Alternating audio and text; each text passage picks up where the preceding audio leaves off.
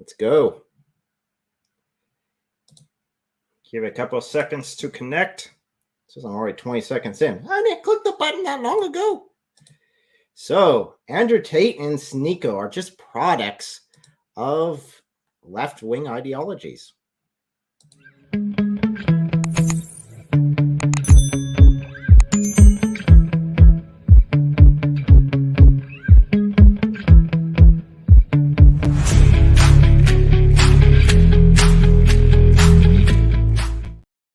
And what I mean by that is the main progressive push. And you think of that, you think, oh, well, these guys are walking around beating their chest. Oh, look how manly I am. I can take on the world. I can conquer everything. But how seriously would they have been taken if there wasn't this massive push from the other side? I am joined today by David S. If you're familiar with his work, he just got off a really long stream with Thaddeus over there at Recent Answers, where he presented quite a compelling argument.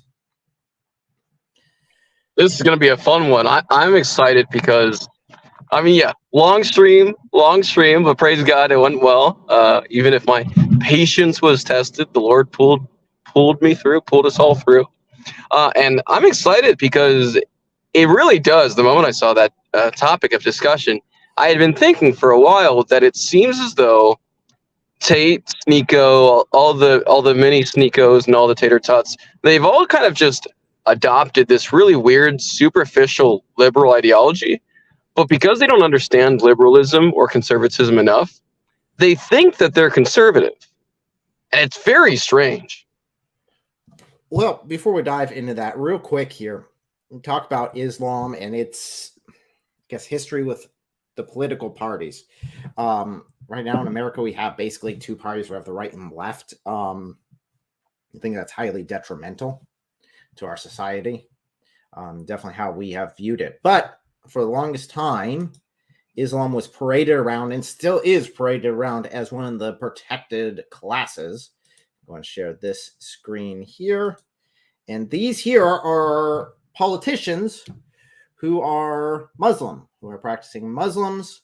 The first one there has retired. The other three are currently in office. Now, I'm not saying anything necessarily bad about them or the policies they present. I think that they're a bit dishonest if you look at the Islamic teachings about democracy. It seems a bit hypocritical. But if you look at this, you see a trend. David, can you, I know you're kind of in and out, but can you spot the trend that I'm referring to? This is interesting. Let me see if I can zoom in real quick on this one. Here. See if I can zoom into my little screen here. Eliminate some of these here. Oh, there it is. Democrat. Now, Race Baptist. In common here. A lot seem to be on the Democratic Party there. It seems like there is a lot. And by that, I mean just about every single. Yeah, that's all of them. Look at that. All of them. All four. In fact, for the longest time, years ago, Islam was being pushed as the progressive religion. It was the blue pill religion. It was the cool one to be, Muslim while being a Democrat. You get pushed, you get because you are the main one to do it. And I'm not necessarily taking political sides one way or the other. My point is that the left side of the politics in this regard, the Democrats are embracing Islam and promoting it.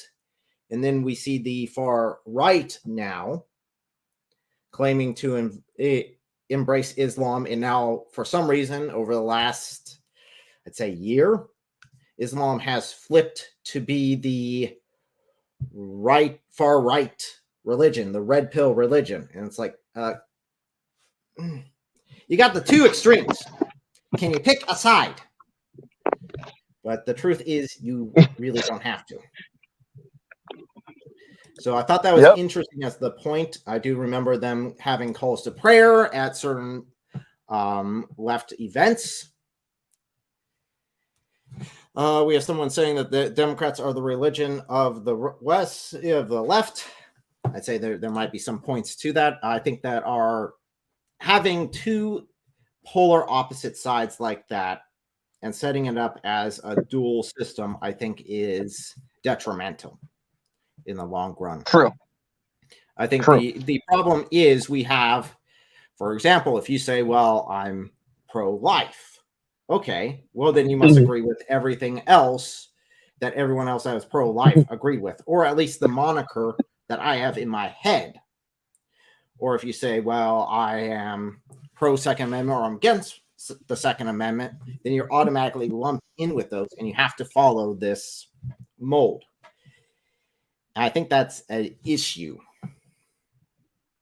Yeah. I would agree. I think it leads to a lot of weird, polarized, unnuanced or poorly nuanced ideological and political beliefs. But it also makes it really difficult to have discussions with people. They so quickly assume that you hold to every single belief and political figure and ideology of a certain side because you hold to a yes on a certain position or a no on a certain position. And it makes it difficult to have healthy, full, and intelligent discussion. It makes discussions about religion extremely charged because, especially in the case of Islam, which is a purely political religion, in that it always tends towards control of a state, control of government. That is the nature of Islam. Then Islam, when it's in the discussion of politics, finds a way at being very, very influential, no matter what party supports it. It's interesting. It's very interesting. Yeah, I think that's the interesting thing about Islam is, like I was saying, it's on both sides. It's the extreme, at least it's trying to present itself as the extreme of both sides. So some of those people that I had up there is like Ilhan Omar. She has been very, very liberal, very, very progressive in the proposals that she's put forward. As well as the other ones there, each one of their history shows that they're very progressive. And they were playing that card for a while. And I remember for a long time, there being definitely the hijab was being posted around as the symbol of women's freedom. That is trying to be sold as that. Genius. You got to admit, that is pretty genius. Like even if it's just factually incorrect and wrong, there is a type of like kind of evil geniusness to taking something that's clearly a symbol of oppression and just gaslighting everyone into thinking that it's freedom and then calling anyone who disagrees with you racist. Like, that is a genius tactic. You got to admit. So for the years that this progressive movement had been pushing the LGBTQ, all this stuff, Islam had firmly put themselves into that group and was absorbed in as one of the protective victim classes. Again, as someone who actually knows what Islam teaches, that never made any sense to me at all. It takes like 5 seconds of research to disprove that, but it was there. And now we're seeing the opposite flip, going back to it. Now we're seeing that push by Andrew Tate. Now we'll probably hit Andrew Tate before we hit Sneako, because that was chronologically what happened. Andrew Tate, I just think, saw how the winds were blowing, saw that there was this massive push in one way by this progressive group, and saw that there is going to be a backlash against it, and said, I can get ahead of this and use it to promote my brand.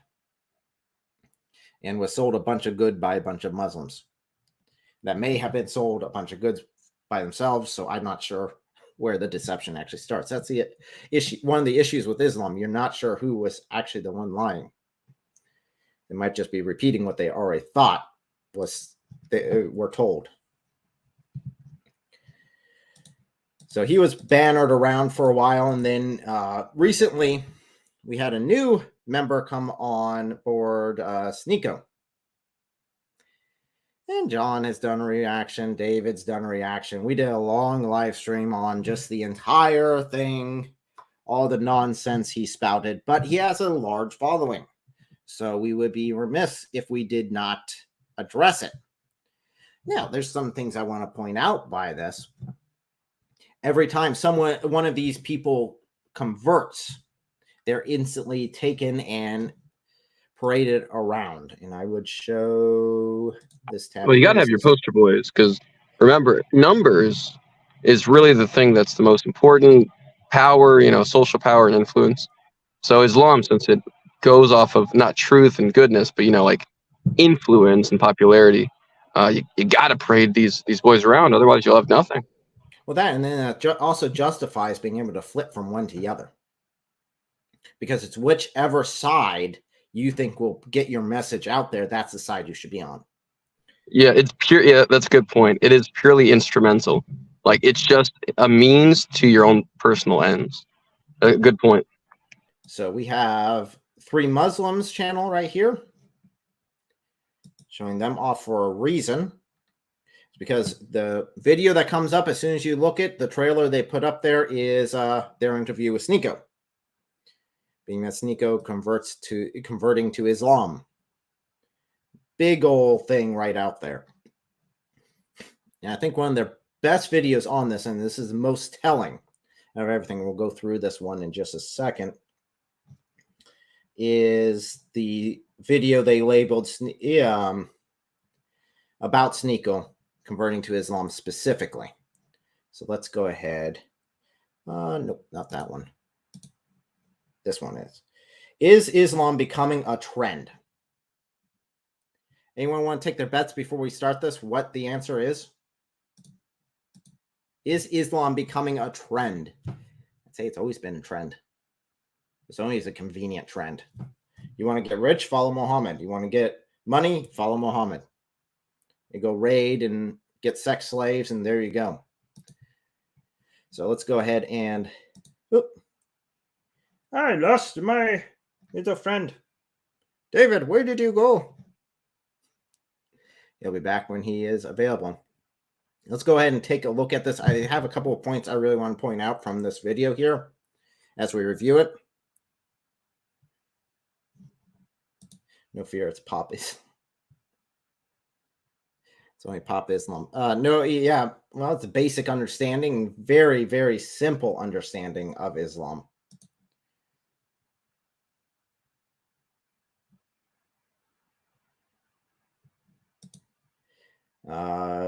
Yeah.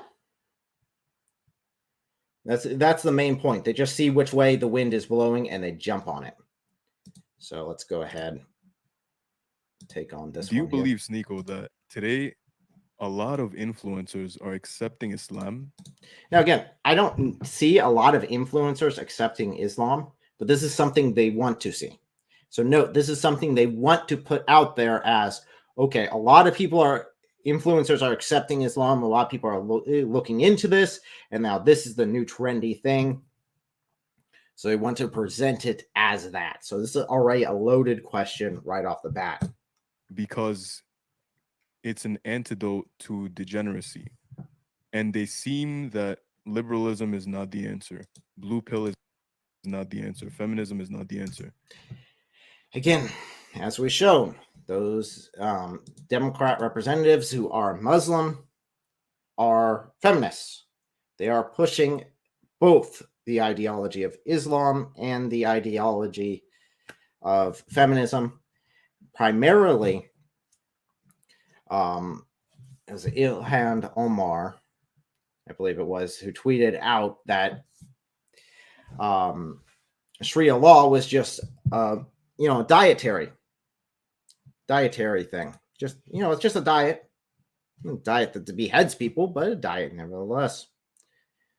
So again, they're presenting it now in a different way. So just note how this flipping goes. And this goes much deeper than Islam, actually. There's a lot more underneath it than what Islam has to say itself. And because these things are not the answer, I'm just going to go to the opposite of falsehood, which is Islam, the truth. But it's almost because Islam is anti-feminism and anti-liberalism and anti-matrix that I'm going to... Again, take those comments in regards to what we just pointed out about the representatives. And accept it. Not because I actually believe it to be the truth. Do you find any truth to this with a lot of influences today? Of course, but I don't think that means that they're doing it just because it's trendy. Not just because it's trending, but because it is also trending, and it's like a side effect, I guess. Couple quick points here. Yes. So look at how they're phrasing it. They are trying to put ideas into your mind as they're speaking. They're not speaking from a place of truth. They're not speaking from reliable facts. They just want to put these ideas into your brain so you connect it. Oh, Islam is trendy. They believe Islam is trendy. There you go. They just implied that Islam is trendy. I would lose quite a bit of weight under Sharia law, about as much as my head weighs. That would be what I would lose. Very simple. So just keep note of the wording that they use and the phrases that they present, because those are key. It's very manipulative. It's very deceptive. Because I think that's more proof of I think that's more proof of the Quran and how it stood the test of time. Because if people are realizing all the lies and they're gravitating towards something that is completely against that, there must be that they're finding their way to the truth. Beautiful, and man. I see talk from Muslims all the time saying that influencers are using this for credibility. I don't who is using it? I guess like you could say me. Who else is like really? Tate, Tristan, and Andrew. I don't. There's all these influencers. I don't see them. Who? I don't know who's like reverting on that level. Yeah, I agree. I think I don't think someone would accept Islam for clout. Maybe there are some people that look into Islam for clout, whatever. But anyone who accepts Islam, they're stepping into the line of fire. So let's see. Are there people? Let's see how this video that they're presenting. Who would get views for this video? Wasn't it Andrew Tate who presented videos just on Islam, presenting it as this progressive element so that people would click on his videos and take a look at it? Isn't that mostly his brand, to say shocking things, to say things that are taking people back in order to get them to click on the video? I mean, even if we look, and I'll share this one. Even if we look at this video here that they're presenting as their main video, well, that's almost got 300,000 views on it. That's a lot of views. Just a couple of views, right? Who would do that? I'm sure Tate, did all of his research before accepting Islam. I'm sure Sneako did amazing amount of research into what Sharia law says and what Islam presents. No. These guys did it for this sort of reaction. I think Andrew Tate was heavily scrutinized for accepting Islam. You're being heavily scrutinized by some Christians for accepting Islam. It's not like a popular thing to do. Maybe it'll get you, a few views for a day or so, but it's not like a few views. These guys, again, looking at that claim. This is their video, and they've done responses back and forth. But here you go. So Andrew Tate and Sneako, in this case, actually, they just have Sneako up here. They've got 1, 2, 3, 4, 5, 6 videos on him, all about his conversion. And 162K, 291. I believe that was the long live stream. So we already did mention that. So full disclosure on that one. But yeah, they're just hundreds of thousands of views, all based upon this one person who converted. And now they're putting him forth as being the ideal.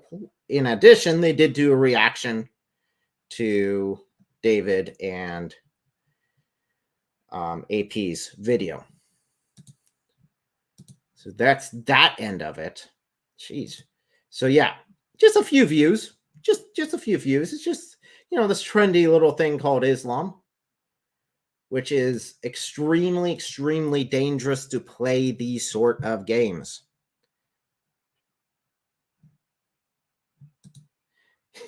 Yeah, and it immediately has a videos.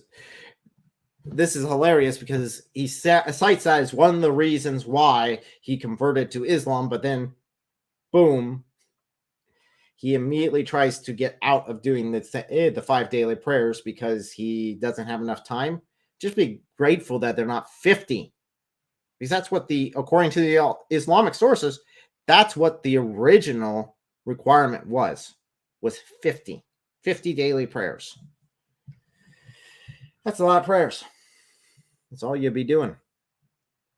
But again, that's because not of the mercy of Allah, not of the mercy of Muhammad, but the mercy of Moses, according to the Islamic sources. It's a whole life commitment. And what I've seen from Shooter and what I've seen online from Andrew, what I can even see from you, is that you guys are very genuine and sincere. And by the way, any Muslim who comes and says, oh, they're doing it for clout. Okay, they're very genuine and sincere.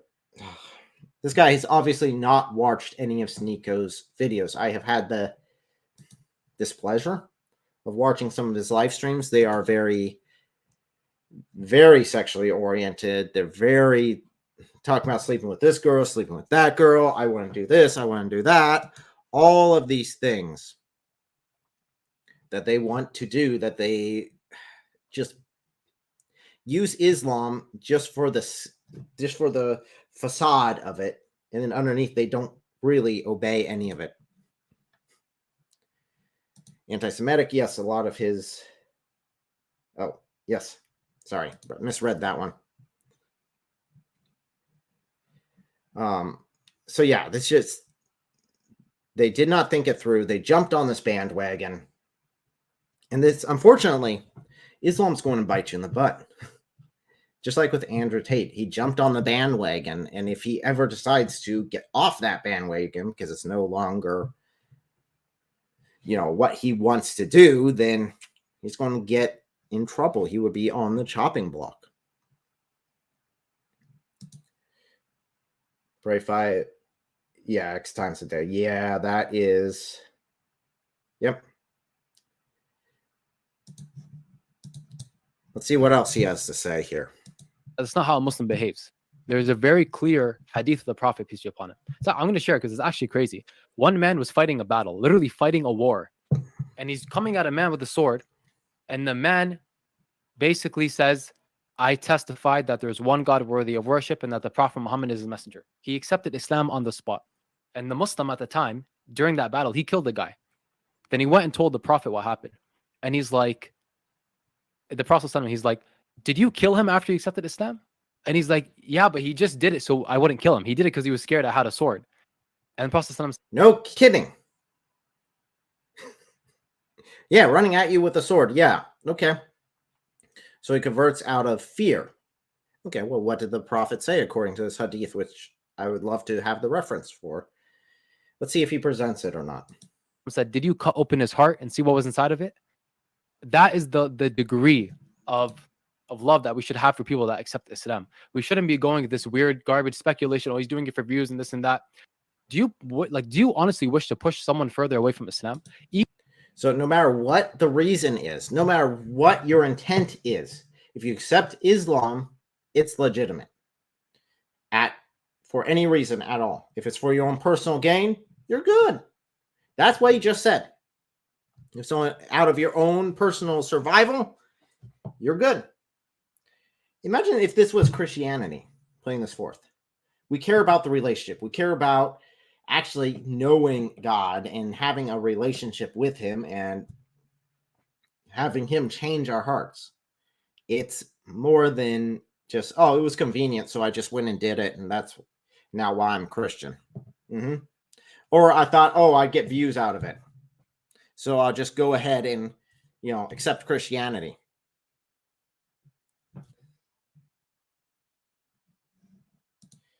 Yeah, Muhammad was a warlord. Absolutely. And it is. remember, these are their Dawa teams. So, of course, they're going to present it in the best light, no matter if it's a lie or if it's truth. So they're not going to, and again, he hasn't actually cited his source, which I notice a lot of times going through some of these videos that they don't cite their sources.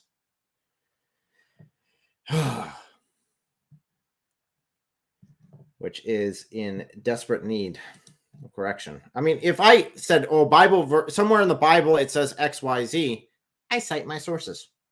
It's not that complicated. Even if someone did accept Islam for views or whatever, that's okay, no problem. Because now that they say they're a Muslim, if anything, they're going to look into Islam and find the truth in it regardless. And there's many benefits, bro. It's multifaceted. Like if they accept, number one, if they accept Islam today for dunya, like just the world or cloud or trend or whatever, Iman, right? Their proper strong faith might actually enter their heart tomorrow. And it's okay. And if they're an influencer, it's in and of itself that they're looking into Islam or becoming Muslim, even if, let's say, God forbid, they're not sincere with it, then hundreds of thousands of more people are going to look into Islam now because they put Islam on that platform that they have. So you got gentleman number one here saying that it's fine no matter what reason you have. If you just accept Islam, it's fantastic. It's great. Even if it's for personal gain, you're fine. You're perfectly fine. This second guy here is like, not really. You know, it's mostly about the other people you can now bring into it. Even if, you know, God forbid, you just converted for the reason to get views. It's okay. Okay, so if, God forbid, you do something, then that's bad. You shouldn't do that. But it's still good because it's Islam? Truth X Apologetics is in chat. Quite a few here. Apologetic apologists. Cool. Welcome. You guys are welcome to join if you guys want. And add you to the panel as we're talking about this. Give your insights on what you're seeing with this whole political garbage around Islam and how it is presenting itself now to the people.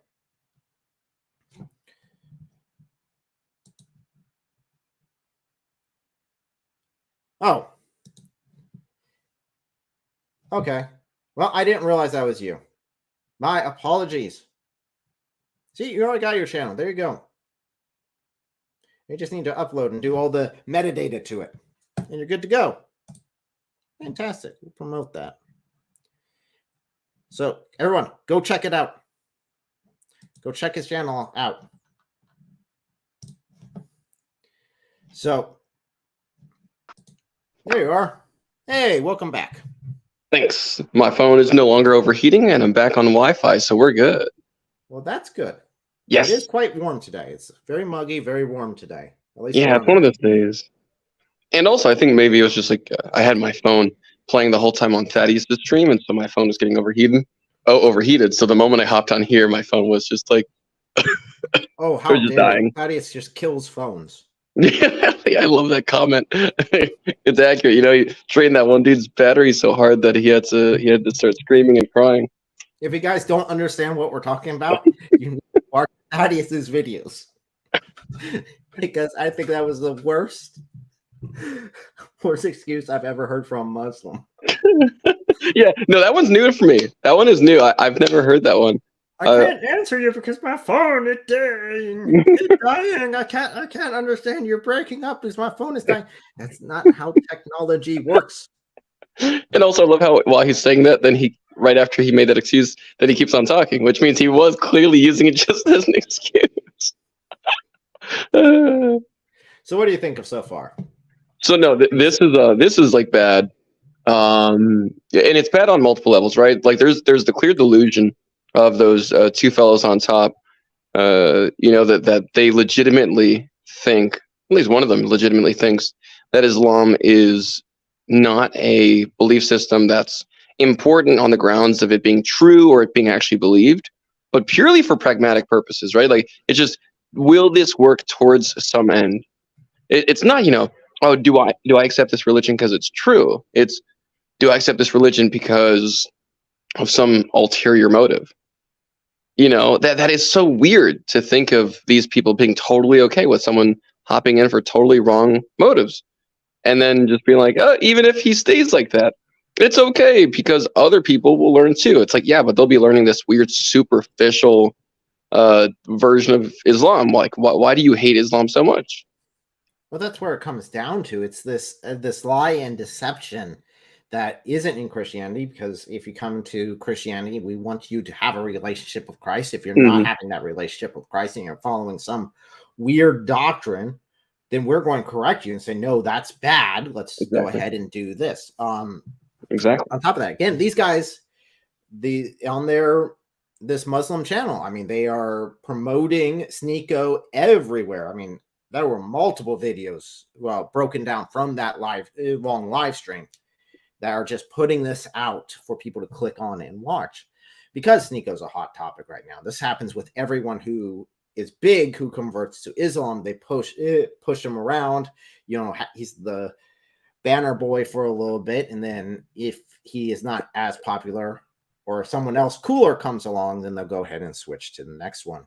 That's exactly right. And of course, I do feel bad in a certain sense. I feel bad for these poster boys, because while these two guys, I know they say 3 Muslims, but there's only 2 of them on the top. While they're talking about, you know, if someone converts into Islam just to increase their views and, you know, increase whatever, what's actually really brilliant is that they're actually doing the exact same thing that they say some converts to Islam are doing, but they're doing it against someone, right? So while these different poster boys think they're joining Islam for views, really Islam is milking them for views. Muslim groups are bringing them onto their videos to increase their popularity. They're bringing them onto their channels in order to increase their views.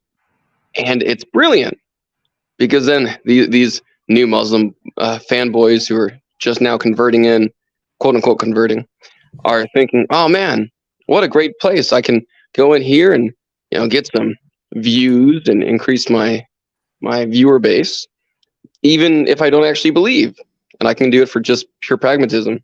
And the guys who are Muslim are technically using these poster boys for the exact same purposes. Not really necessarily to spread Islam in any meaningful sense, but purely for this satisfaction of increasing their views and kind of selling something more like a brand than an actual worldview or religion. That's what it comes down to. I mean, again, this is my same question to any Muslim who says, well, I'm a Muslim, but I'm just not really practicing. I don't really, I'm not really serious about it. This is your eternal soul you are gambling with. And you're not sure? You're just playing with it, or you're just, playing with it for views? I mean, they're literally talking about Sneako's eternal soul here not mattering, because he can bring more people to Islam so that their eternal souls won't matter. That's what it comes down to. Again, the salvation, this entering into their heaven, Jannah,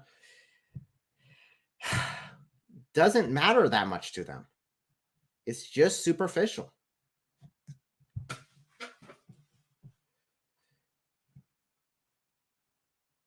That's a bit of a rant. No, but you're right though. Like I feel bad because like how much do you have to hate someone to see them on the edge of eternity? So, like one footstep, one doorstep, like one small step away from death, and be like, nah, it doesn't matter as long as we get more views as a result. It's okay. Yeah, think about it.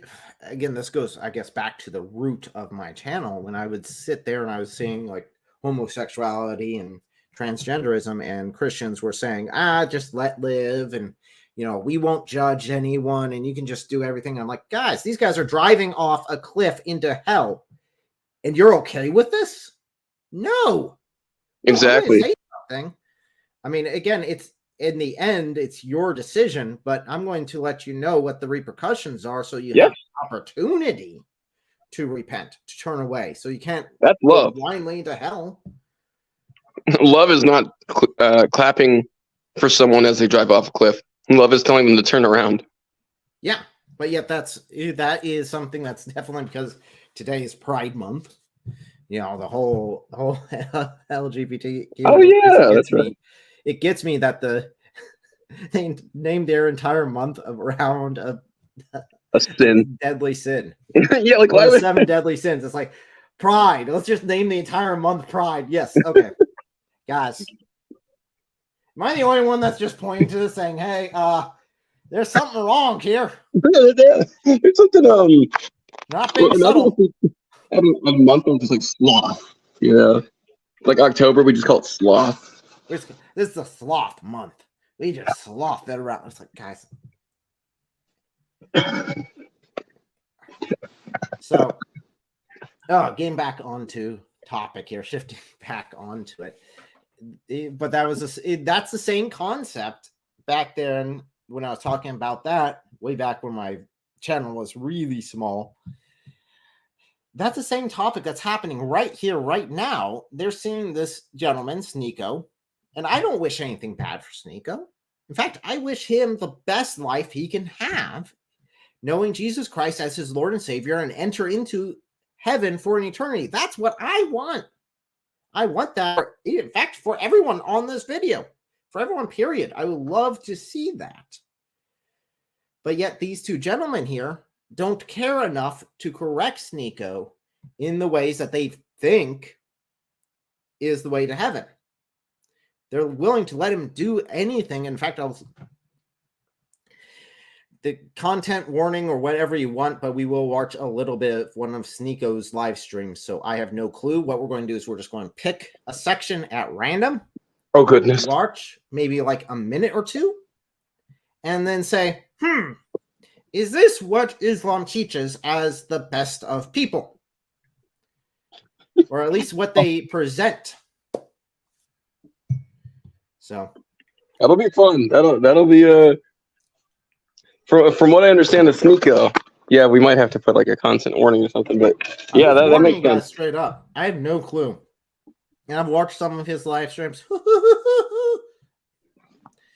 to say it's not very Islamic. Yes. Yeah. Might be very Muhammad, but not very Islamic. Very Muhammad, yes. And Muhammad is the ideal man. So there's that. So they do have an entire live stream on there. They do have these 3 Muslims have their reaction to David and AP. And then they also, I know David and AP did a reaction to their reaction. So if you guys haven't seen that, go take a look. I haven't personally watched it yet. I have been a little too Sneako overloaded, I guess. Too much of the Sneako, yeah. It's an inception of reactions here. It's a reaction of reaction of reaction of reaction. It's endless. Sneako reacting to, I think it was Sneako reacting to John, who was reacting. Yeah, it was Sneako reacting to John, reacting to his video, and these 3 Muslims were reacting to that, and then AP and David were reacting to them, and it's like, okay, I'm good. It's too much. It's starting to have too many people up on the screen. I'm good. So it's like a story. But it is, and I admit I invited Sneako onto this live stream just like I've done any live stream that I've talked about him, because I want to give him the opportunity to come up here and present his case.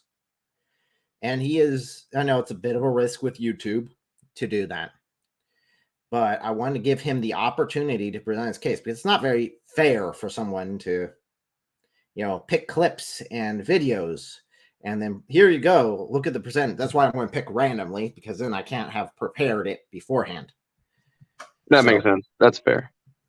That way it's not, I'm just not picking the worst of the worst, and then that's the one we go with. Oh, I'm not sure. I'm looking at all the videos and I'm like, I like my channel. Yeah, you don't want it to get I'm not sure. Well, I mean, what are they going to do? Demonetize me? Oh no, they took away my 10 cents.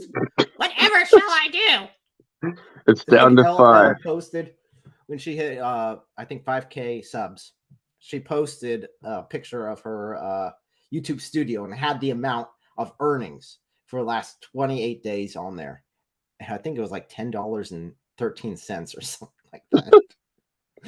For like the Classic last, YouTube. and that's the only time I think that's the only time she's been monetized. So that's all she's made from all the videos, all the years she's done it. YouTube's wild. Hey, Muslims still claim we're doing this for the money. That's just it. When it comes down to it, we're not doing it for the views or the pats on the back or money. Even we're doing this to reach people and to bring people to know Christ. Mhm. And definitely to warn someone who is blindly walking into an ideology that will definitely kill you if you try to leave it, That's right. or at least have a bunch of death threats, depending on what nation you're in.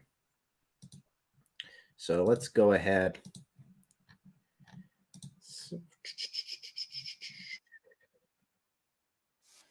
So 1 second here, let me load this up.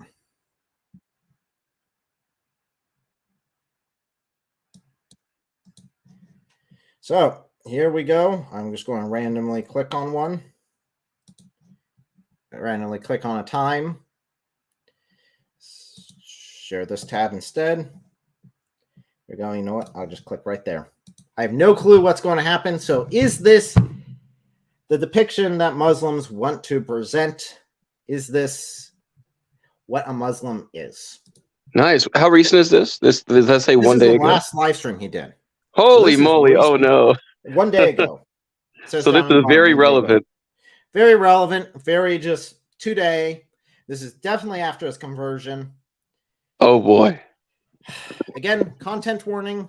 I have no clue. If you have small children, please remove them from the room. In fact, Good call. knowing this content creator, you may want to put headphones in or remove your children from the house for their own safety. Good Just call. saying. I fucking preach.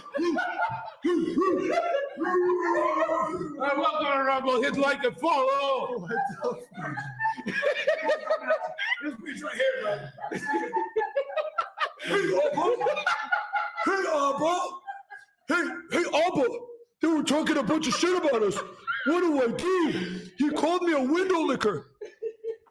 Yeah, there goes our Netflix contracts in the future. We're be It's signing. okay, preach. We got more integrity than them. I got my editor on it right now. Shouldn't He's you gonna- be getting a Yeah, prostate good. orgasm? Shouldn't you be having a prostate Shut up, I got orgasm? this.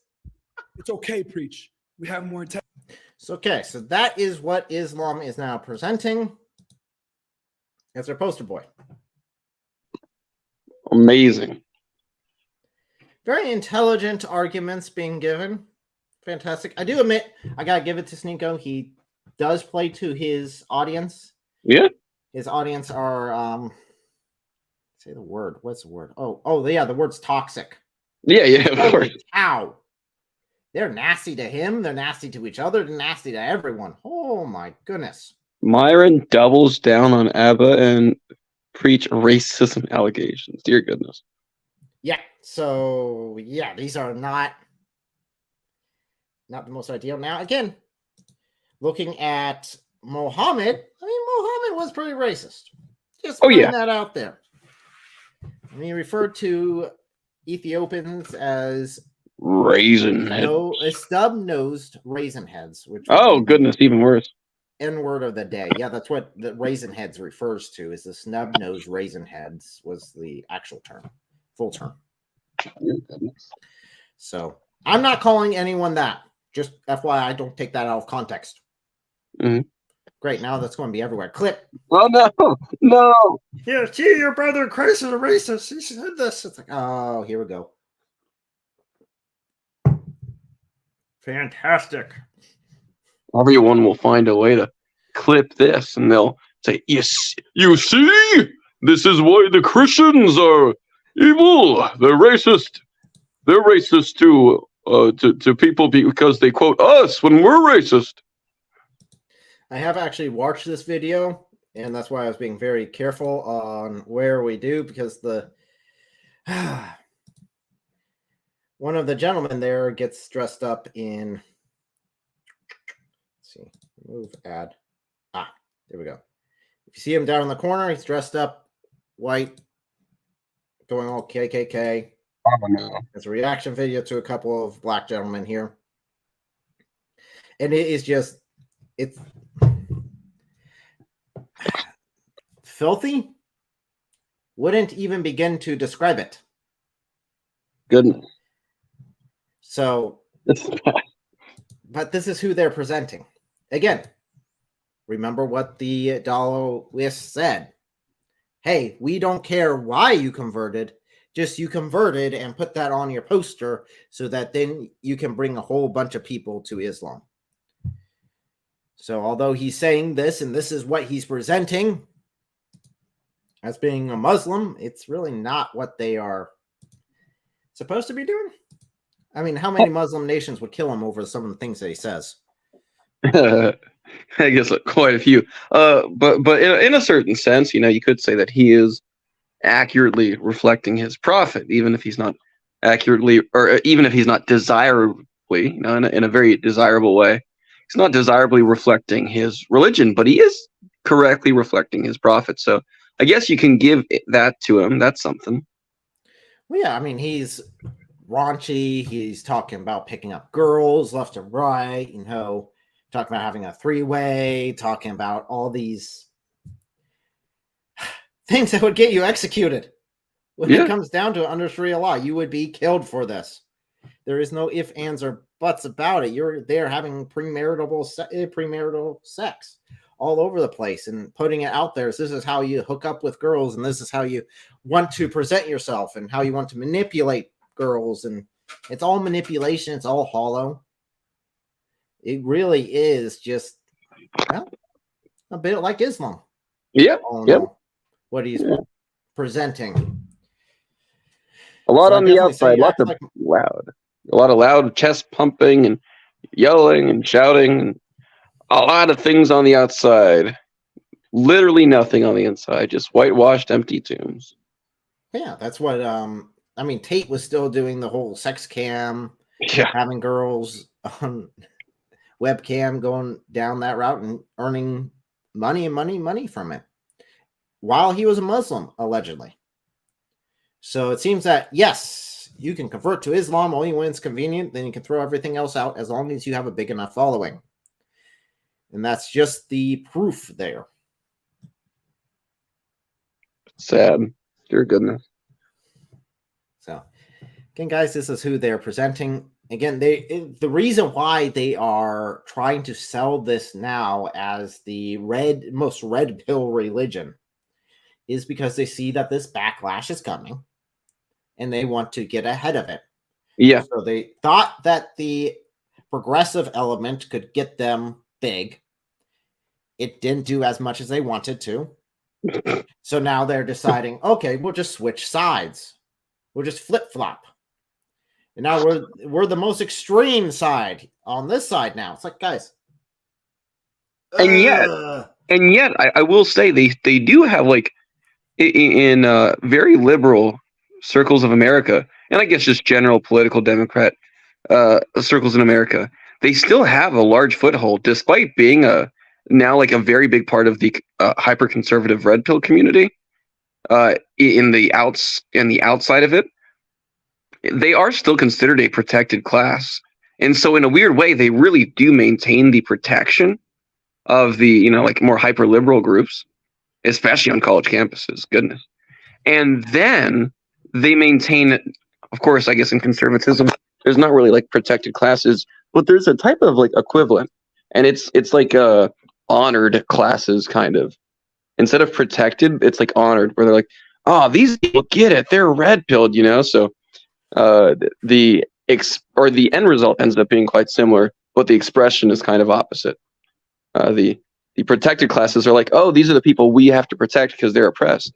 The honored classes are like, oh, these are the people that we should strive to be like, because they really get it. They're red pill. They understand it. So despite it being opposite sides of the political spectrum, it has the exact same end result, which is really funny. So I'm going to go ahead and say, hey, open the chat up here. Open this live stream up. If anyone wants to come join us, give their opinion on this whole flippy flop. tell you truthfully, I look at this saying that this is just what has occurred. I mean, when we talk about the enemy in Christianity, we mean Satan, we mean the demonic forces. Yep. And they are not idle. They are not foolish. They've been doing this for longer than any of us have been alive, obviously.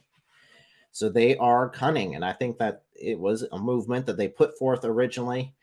There's a tactic you can use, definitely in political spheres. It's a very deceptive tactic, but you can use it, where you basically become the other side. You play as the other side, and you push so extremely that you end up pushing people to the side you want them on. So if you're on the left, you join as, a right-wing extremist, and you end up pushing people towards your side that you want them to go to. Again, very manipulative, but it's a way to do it. So I think with the LGBTQ progression and the policies that have been put forth recently, that they have been the enemy has been pushing to go that route. But in the end, the enemy's end goal is not one political party over the other. They couldn't care less as long as you do not know Christ. They don't care. It works just as well for them for you to enter into hell as a patriot or as a fascist. It doesn't matter. It's irrelevant. The result's the same. So them painting Islam as both sides, the extreme of both sides, is they're really getting ready for the backlash. And my concern is it would go too far. It would swing so far right that it would go to the extreme and go into Islam. And Islam's the way. We have to have Islam so that we control this mess. This mess is all because of Christianity, which is something a lot of Muslims believe. That a lot of the mess in the United States is because of Islam, or because of Christianity. And it's all Christian based. All the debauchery and everything is because of Christianity, which it's not. It's because of secularism. So that seems to be what the enemy is doing, is pushing one way or the other.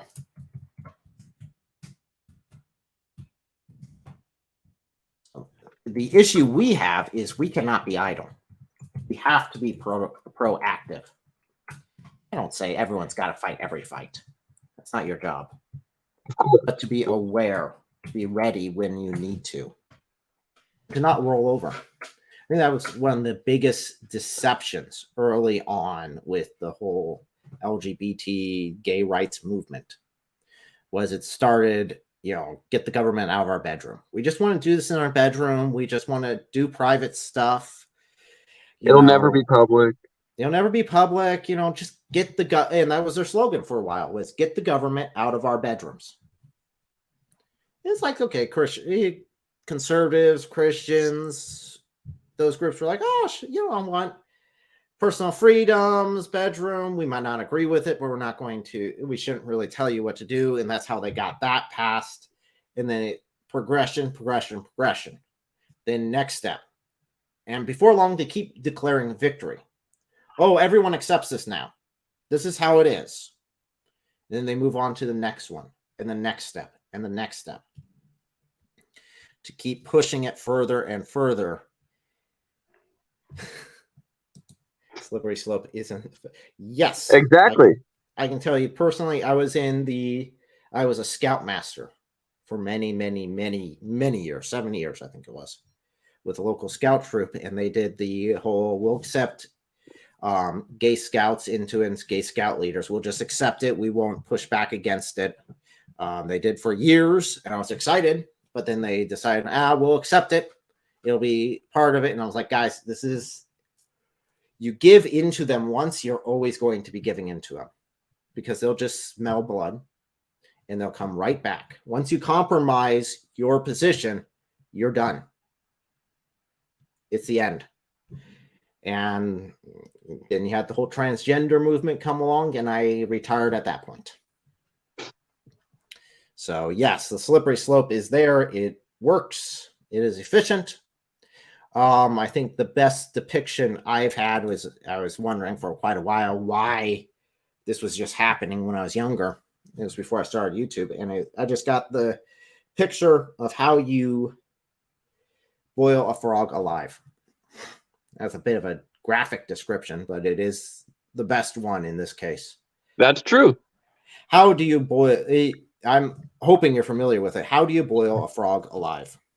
Well, you see, the issue is that if you try to put a frog into an already boiling pot of water, try to like let go of it and let it go in there, it will jump out immediately. And if you try to, while it's in the pot of water, instead you try to blast the heat highest as possible, then it'll jump out of the water. But if you have a frog in water and you only slowly, incrementally, without barely even being able to notice the change in heat, if you increase the heat very slowly and incrementally, the frog will not hop out of the water because it doesn't even notice the change in the temperature, and it is boiled alive because it never noticed all the changes happening. Exactly. So that's what I definitely saw earlier on, and that's what led to some of my videos, because I did them as personal studies and then released them as videos, where it was, hey guys, this is creeping up here. It's slow, but it's happening. You might not realize it, but it's there. I mean, if we were going back even, and this is really where Sneako and Tate get a lot of the power from, is actually the progressive element. They really do. The reason why I say that is if you were to go back 50 years and present either Sneako or Tate's arguments, you'd either be laughed out or put in jail. Oh, yeah. Plain and simple. No one would listen to you. No one would follow you. Maybe if you have got enough charisma and just natural leadership, then sure, some people would follow you. Maybe you get a cult out of it.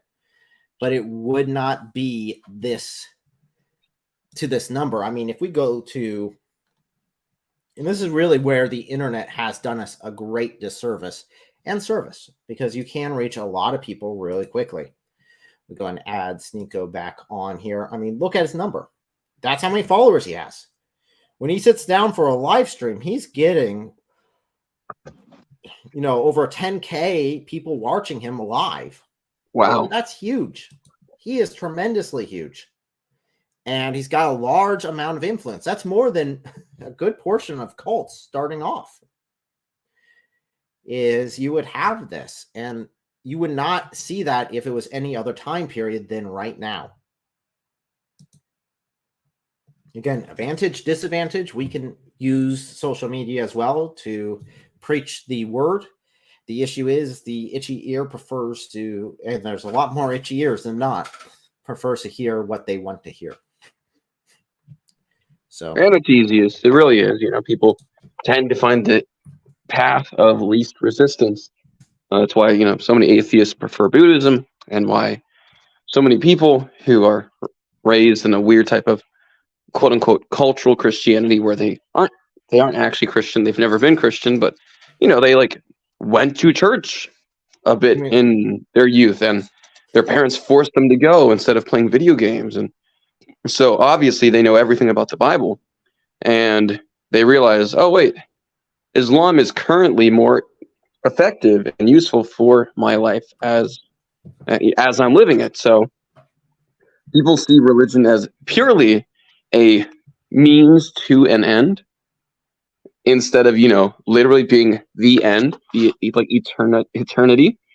And so it's just very easy, especially when you have something like Islam that is directly presented in a way that fits with the modern belief of just get lots of views, get people's attention, and hopefully if you get enough people's attention, someone will get what you're saying and they'll hop on and help you get more money and views, and that's it. It's literally just a very strange cult mentality where you slowly get enough people who are in a mentally destabilized state of mind, and then now that they're mentally or emotionally compromised, you appear to them present yourself as a helpful alternative for the world around them that's always against them. This is the world that's against you. You have to fight against it, and we can help. We're the only group that can help, right? So they present the problem, be it real or not. The problem could be real. I'm not saying it's not. There could be a type of real problem. But what the cult does is it says, well, we are the only solution to this problem.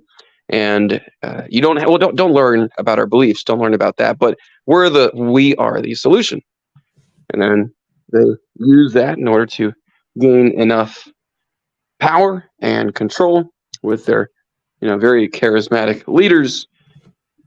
And then they make sure to decentralize focus on the actual teaching until the time when it is useful to now focus on the teaching in order to make themselves seem strong.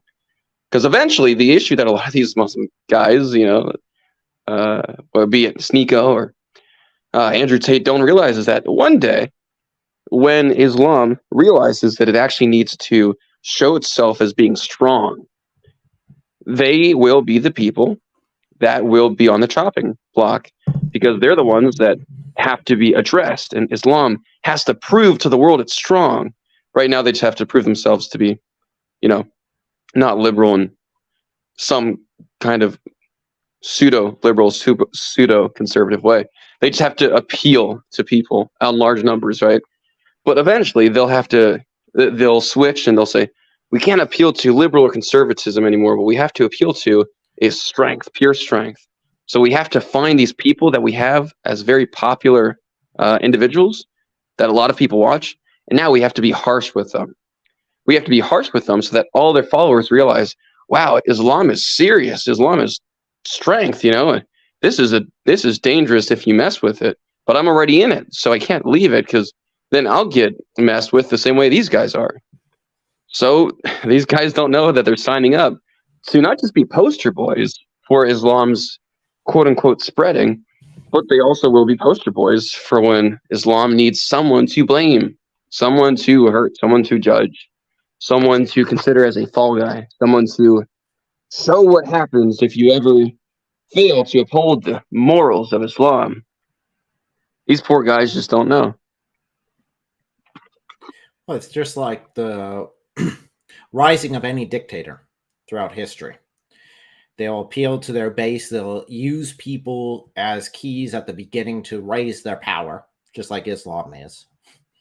Using the politicians or these speakers on the other side to raise their popularity so they climb to the top. And once they are at the top and in control, they get rid of the keys they no longer need by making examples of them.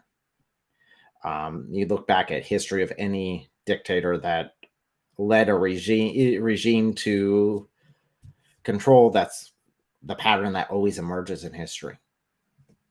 Over and over and over. It's devastating for the people who support him originally, because it quickly turns on them. Yeah. And it'll be overnight, and it's fast. It is fast. Yep. There isn't anything they can do about it, sadly. Yeah. Hey, welcome, Thaddeus.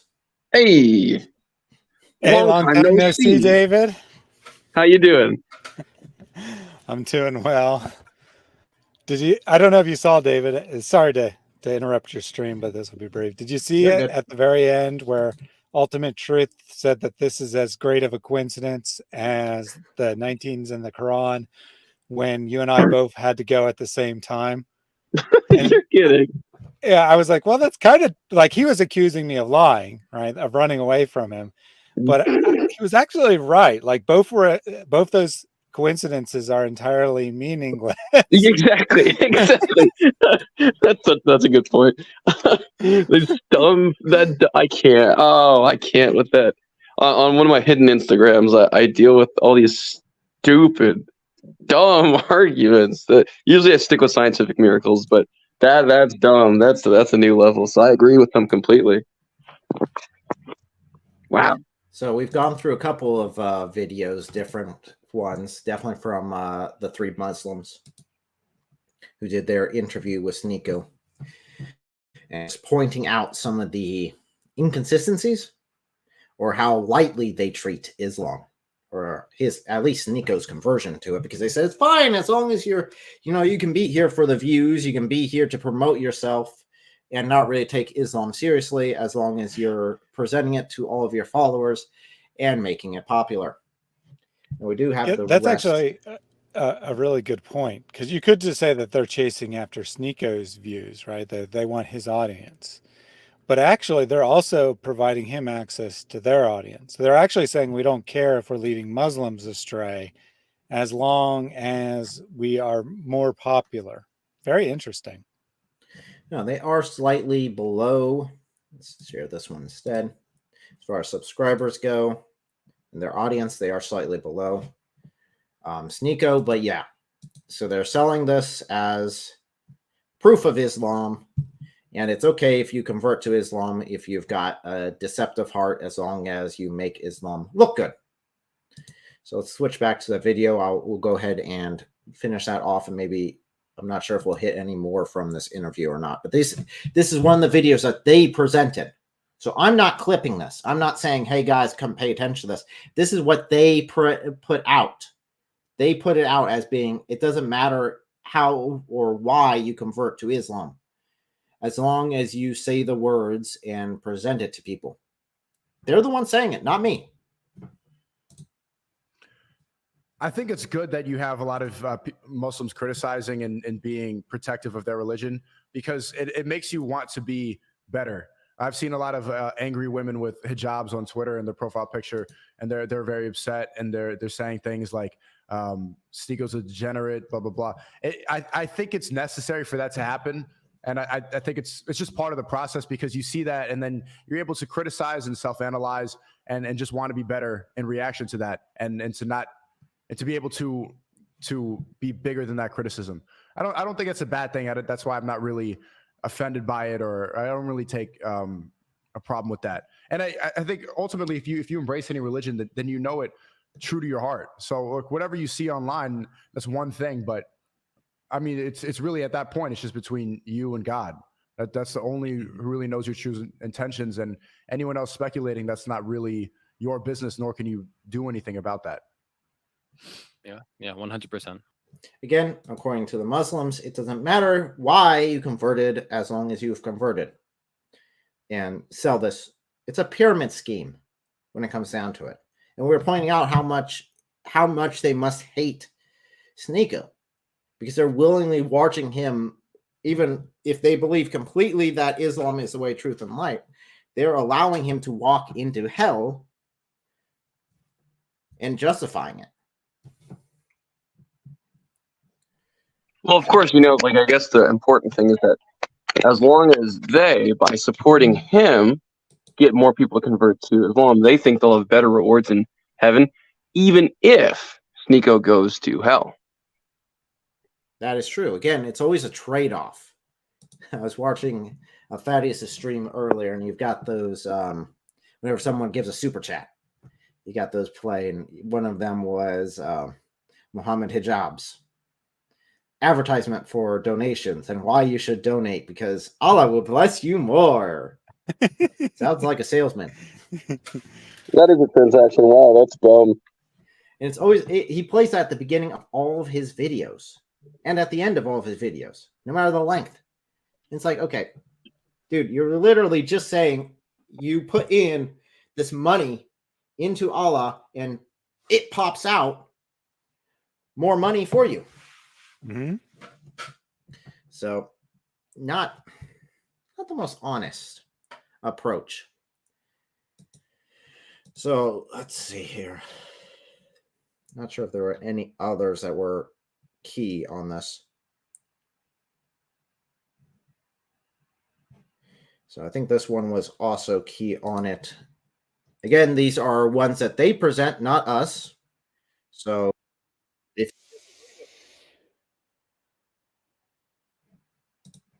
when it comes down to it. So go ahead and share this one. Instead, Yeah, because that's good. Good thing to continually point out, because of course Sneako's first reaction is going to be they took me out of context. Assuming he never saw this, it would be that they took me out of context. That's not really what I meant. It's deceptive editing. Well, we're just playing what the Muslim channel thought was the best parts of your interview. So, and the best parts so far are, hey, join Islam for any reason, and you'll be good. Because once you join, you'll seek truth after that. Not seek truth and find Islam through seeking truth. Was join up, then find it. mm-hmm. Or just not find it, but lead other people there accidentally. Yeah. You know, sell it to your fans and everyone watch it. Join us. This is so totally not a Ponzi scheme at all. That one being to submit to be Allah.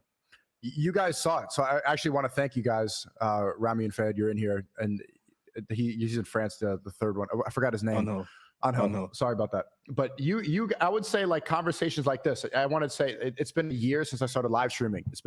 I started daily live streaming 1 year ago, yesterday, and that journey, just kind of being degenerate. I was smoking weed, not having a clear direction, and just like kind of upset, that feeling that I was programmed and not knowing what was going on. It took a year. It was a year of having these conversations with guys like you, of traveling the world, talking to different people, seeking out the right information. And I always seek it through comedy and entertainment.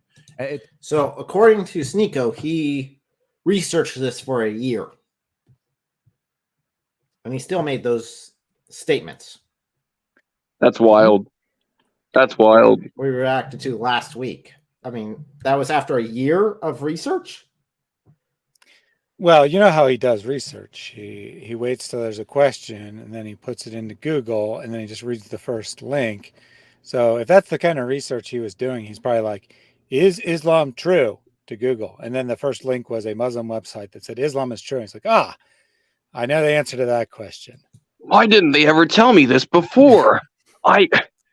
If Google, and then he goes and looks about the Council of Nicaea, the first link says, actually, there's no evidence. All right, well, the second one, what's the second link say? Come on, Sneako.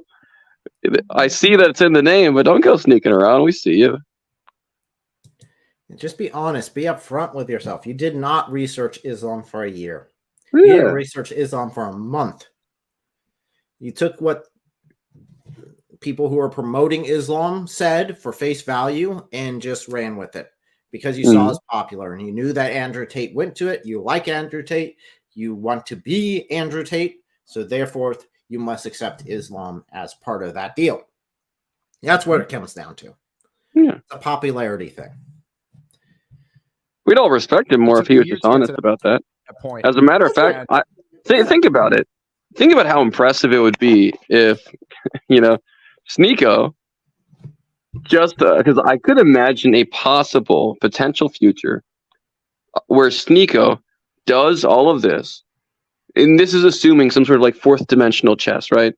So this is like if I were in Sneako's shoes and I just was a total narcissist who only cared about fame and money, I would get really close to the Muslim community with that wacky platform on Rumble.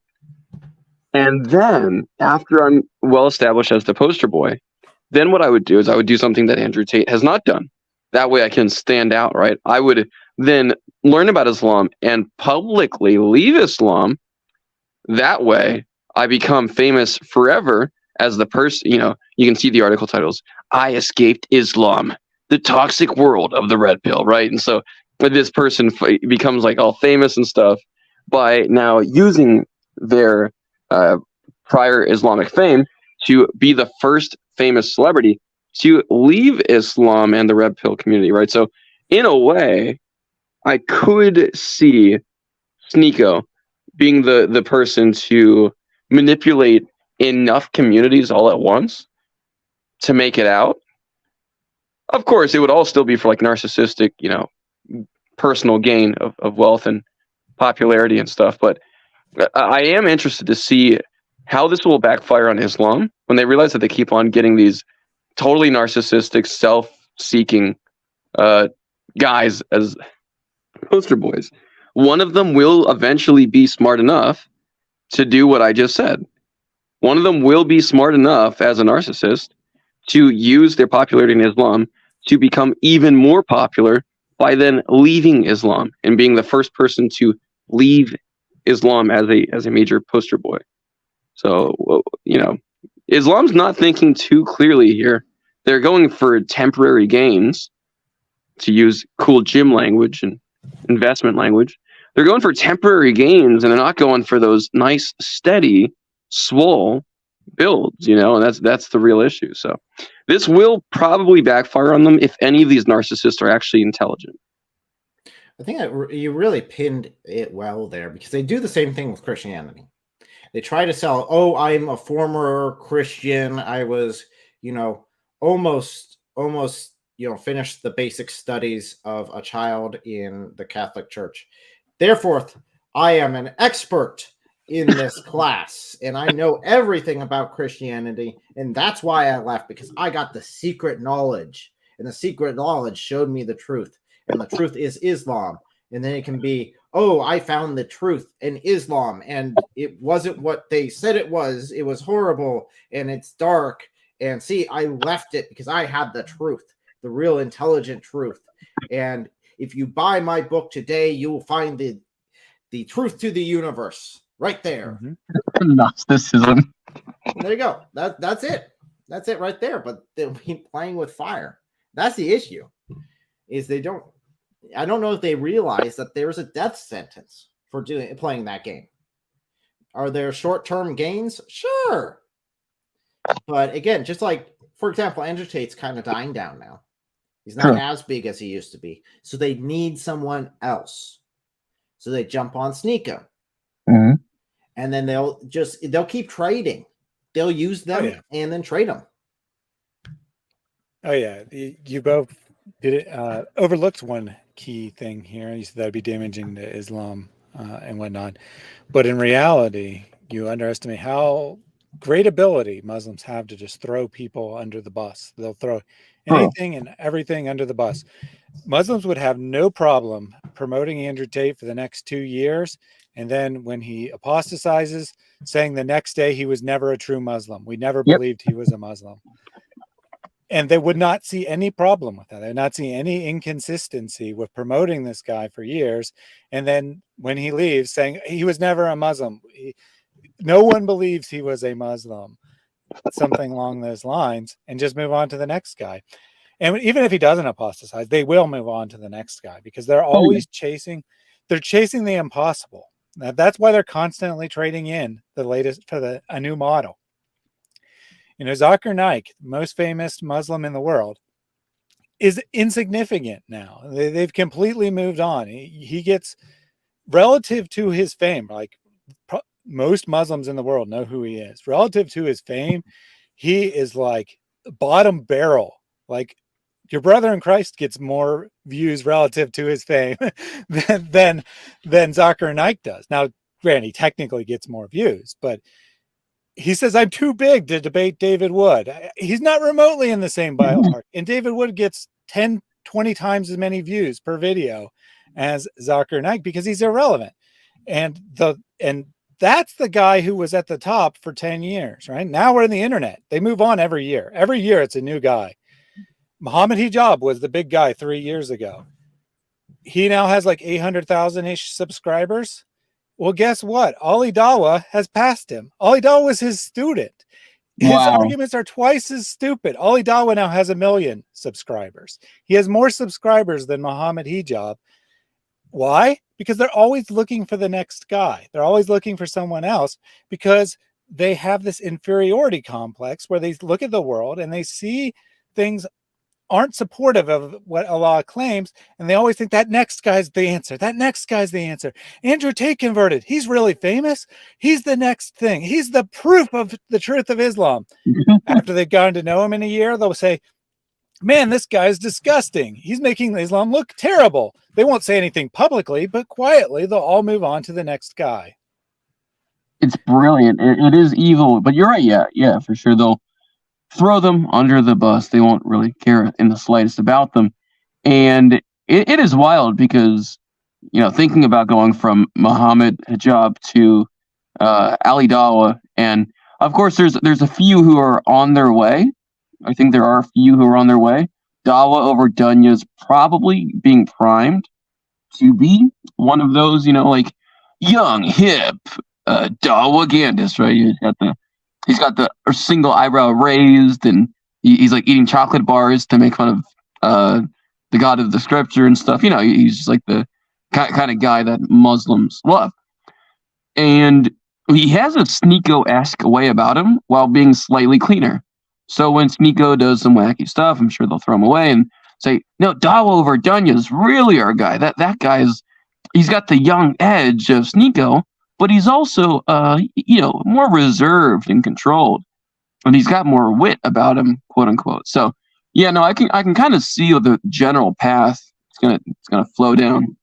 Until we have like a random celebrity, then everything gets thrown away for that.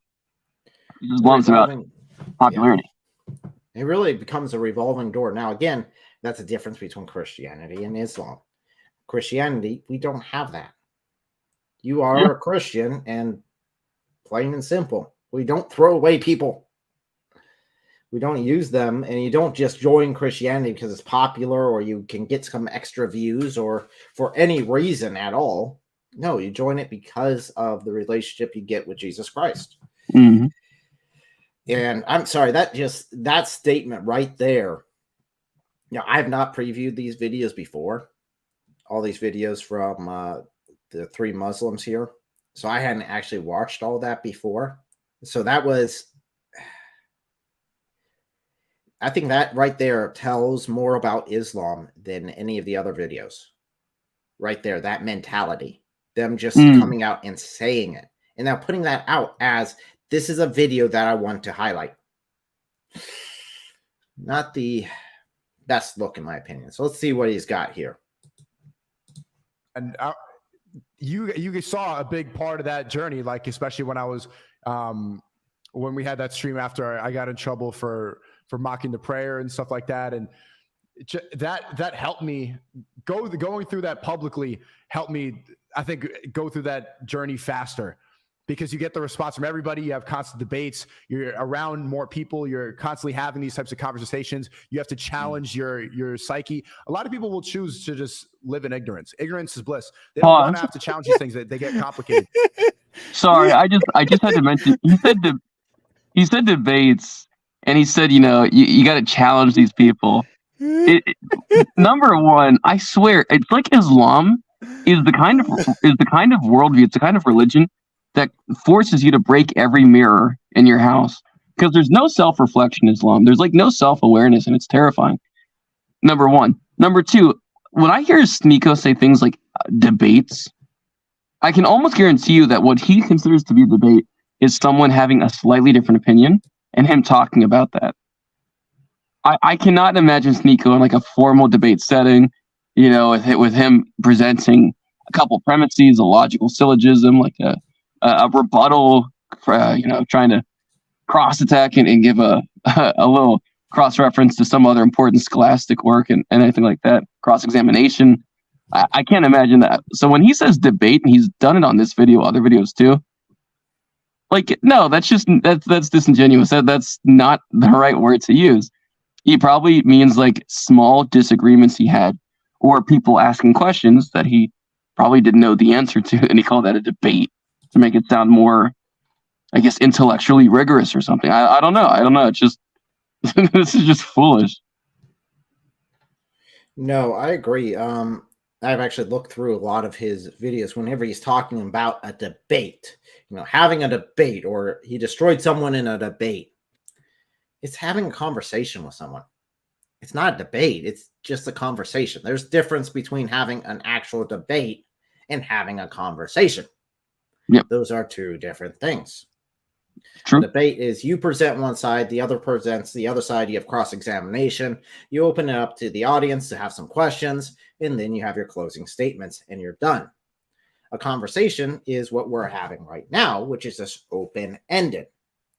We don't necessarily know exactly where it's going to go, but it's natural and flows. And I think those I would agree that they're a lot more productive in the long run than debates. But yeah, what he's calling a debate isn't a debate. So I mean, literally, yeah. Sneako, I mean, in fairness to him, you can use the term debate casually. He's not necessarily asserting that he had a formal debates. He definitely didn't, to be clear. What I found far more funny than him saying that he's had these debates is like, some people are just so ignorant. They just don't know anything. And this is from the guy who, in a debate, right? He called that conversation with his friend that we've all been making fun of a debate. First of all, it's not even a hostile, all that hostile. It's a friend who's just trying to, correct him on some of his understandings. And he calls that a debate. And in that debate, he is so unaware of how stupid he is that he screen shares the Google searches he's doing as he's doing them. And this is how this is him, a knowledgeable person, having discussions with these ignorant people who don't know anything. And then when Google tells him he's wrong, he says he just ignores it and says that he knows he's right. So that was what's hilarious to me. Him, the height of ignorance, willfully so, like he doesn't have any desire to learn anything. Him, the height of ignorance, is saying some people are just so ignorant about their religion, and you got to be challenged and learn. You've been challenged and you haven't learned a thing, buddy. That's so accurate. John McRae challenged him in his reply, and we know for a fact he saw that. Said, "Hey, come talk to me. We can even do a private conversation. No need for other eyes to be on it." That was a very generous offer from John. And no, he has no interest in pursuing the truth. He's only interested in what can get him these views and get his eyes on, people's eyes on him, and maybe some shocking turn every now and then. But the issue is, it's hollow and it's extremely dangerous. Yeah, I just realized something that I didn't realize the first time we watched that, but I just realized it while you were speaking. When so John says that in the video, and then he goes, "Yeah, but," and then scrolls down. You didn't link to my video, basically. Originally, I was just thinking that was like an excuse not to talk to him.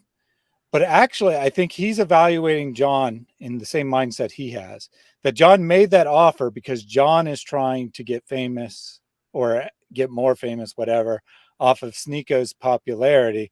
And he's like, "Yeah, I would do that, right? But you didn't play right. You didn't give me the credit I deserve."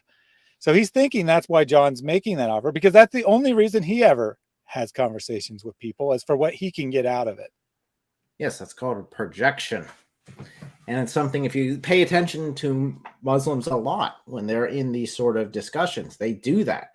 They make the assumption that you have the same mentality. You have the same mentality towards God. You have the same mentality towards sin. You have the exact same mentality. And you know what?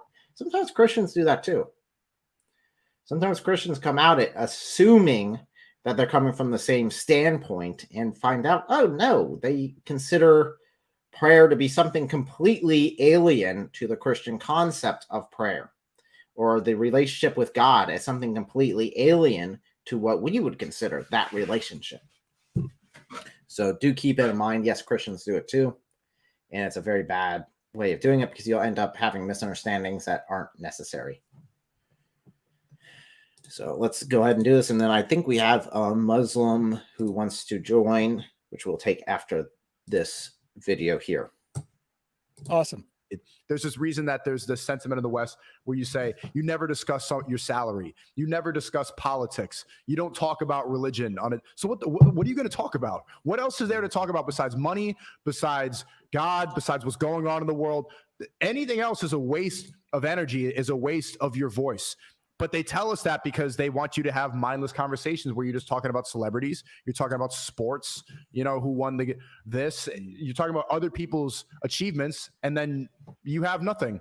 So I think within this year, it took 365 days. And even from the beginning, I resonated a lot with it, because I was extremely, extremely tired. I was living in New York City at the time, of how you see the people brought to pride parades, and like 1 in 3 people right now in New York City. I don't know if there's anybody in the chat. You walk around Manhattan, 1 in 3 people, you have no idea what gender they are. You don't know what they are. They're walking around with dyed hair, kind of lumpy, frumpy body. They have all jewelry, and they're just like, this is, yeah. What are you? What are you? It's like 1 in 3 people now. And I'm living in this, and like, this is not right. And I will go to a coffee shop, and then they have a giant poster, and they say, we don't use pronouns. And I'm just like trying to order, and I'm just like, what does this have to do with I just want a coffee. And then you get the coffee, and it's terrible, and it's like mocha, and it has all this. Okay, real quick point here. Do you remember, as we talked about at the beginning of the stream, originally Islam was being sold as part of this progressive movement that now he's complaining about. So it was originally one of those protected classes that you weren't able to talk about was Islam. And again, if we go over to, unfortunately, I do not have it up anymore, the Congress members who are Muslim are all from one political side that he would disagree with. That would be then they are very pro the things he's complaining about. So it still blows my mind that we have this opposites that Islam is trying to pursue, where it's trying to pursue the extreme of both sides and sell itself as the extreme opposite of each other. But yet this is what they're trying to do. Weird GM. It's like, what am I drinking? Is this going to make me a gender pronoun person? I don't want to. So getting upset about that at first, but also I just want to confirm that's not how coffee works. Okay. Just want to let you know. Since you took everything that John said literally, I'm going to take this literally. Okay. This dude, you're not going to be turned into a what by coffee. Okay. Mm-hmm. Unless you spill it on a rather sensitive place. And then at that point, it's up in the air. Okay. You may not have the equipment anymore, but you're still a dude. Yeah. This whole rant, it doesn't make a lot of sense to me, because he's like, I spent the last year thinking about whether Islam was the truth. And then he's like, in New York City, people dress weird and their coffee's bad. That's why I'm a Muslim now. What? Yes, that is it. Remember what look at the title right there.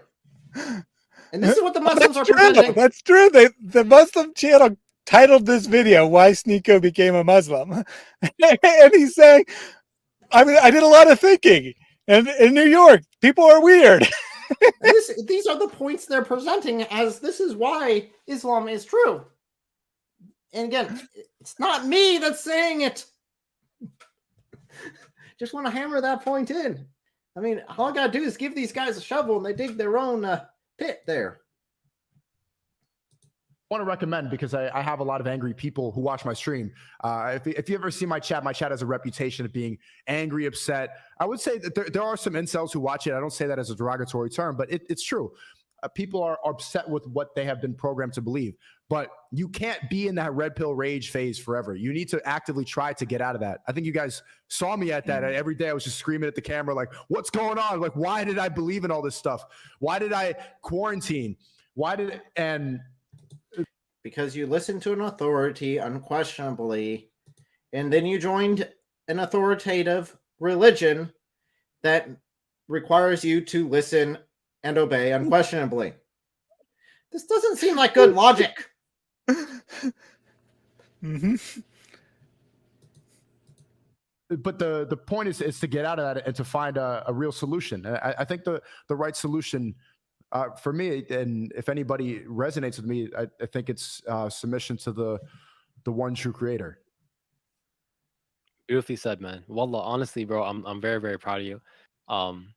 We did see the journey, and we did see the growth, and I think that it is a beautiful thing.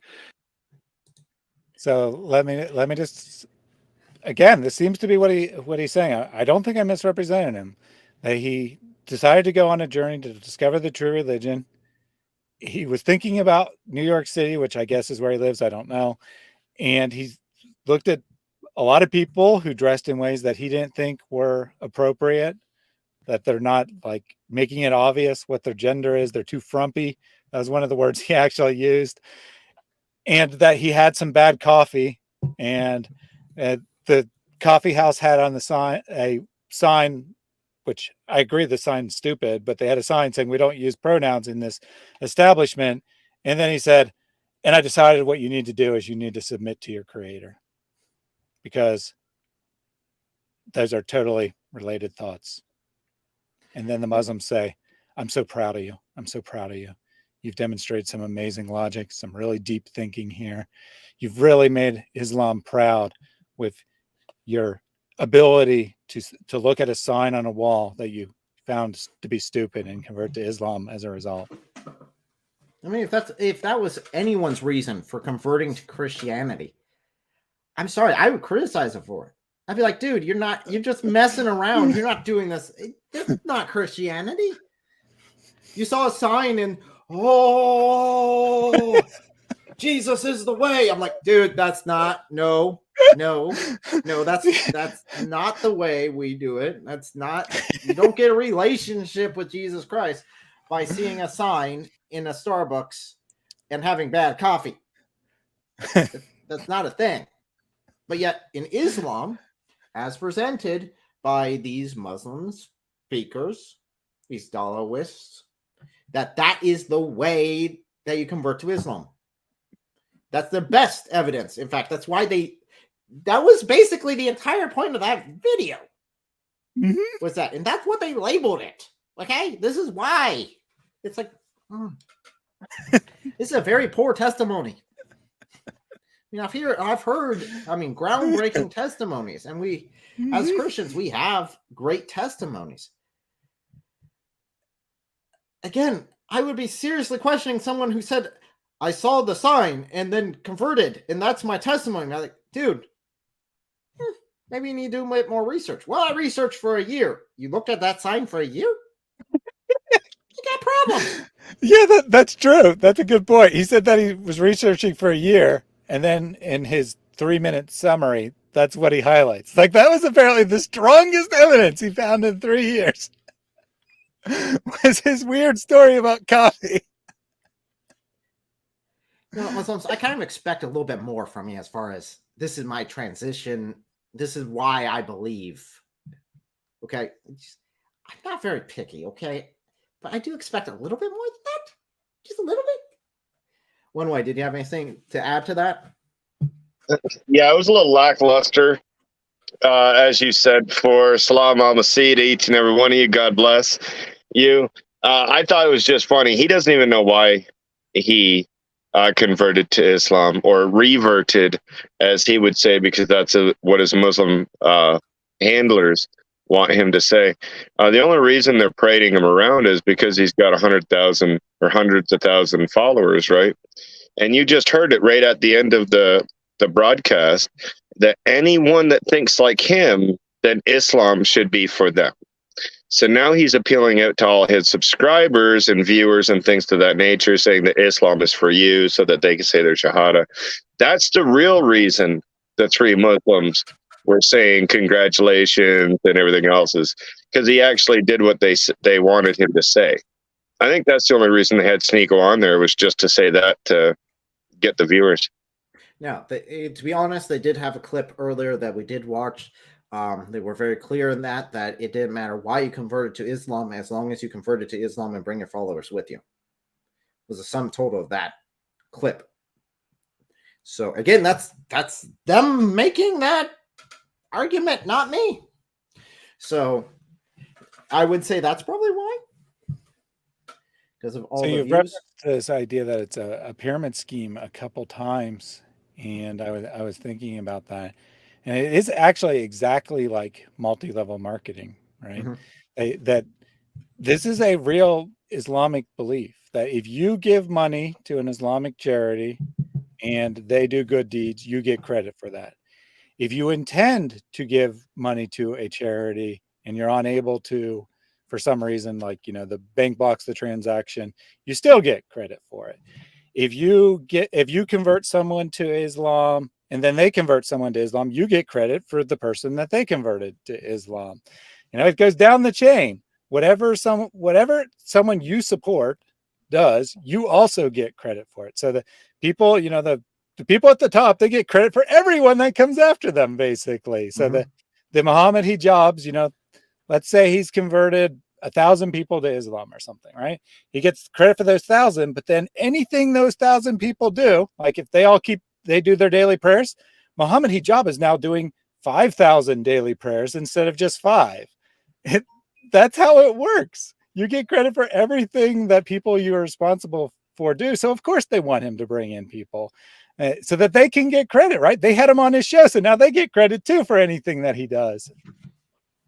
Exactly. I think that's, and I've had friends who have bought into different pyramid schemes over the years, and I've seen how they work. And yes, that's exactly how the scheme works. The person on top gets a bit of whatever everyone else is selling, and then it goes on down the line. And if you join this and you can convince 5 people to go ahead and go sell these knives to their friends and family, you'll get a portion of all of their sales. And that's how that works. And it's, again, not a good idea.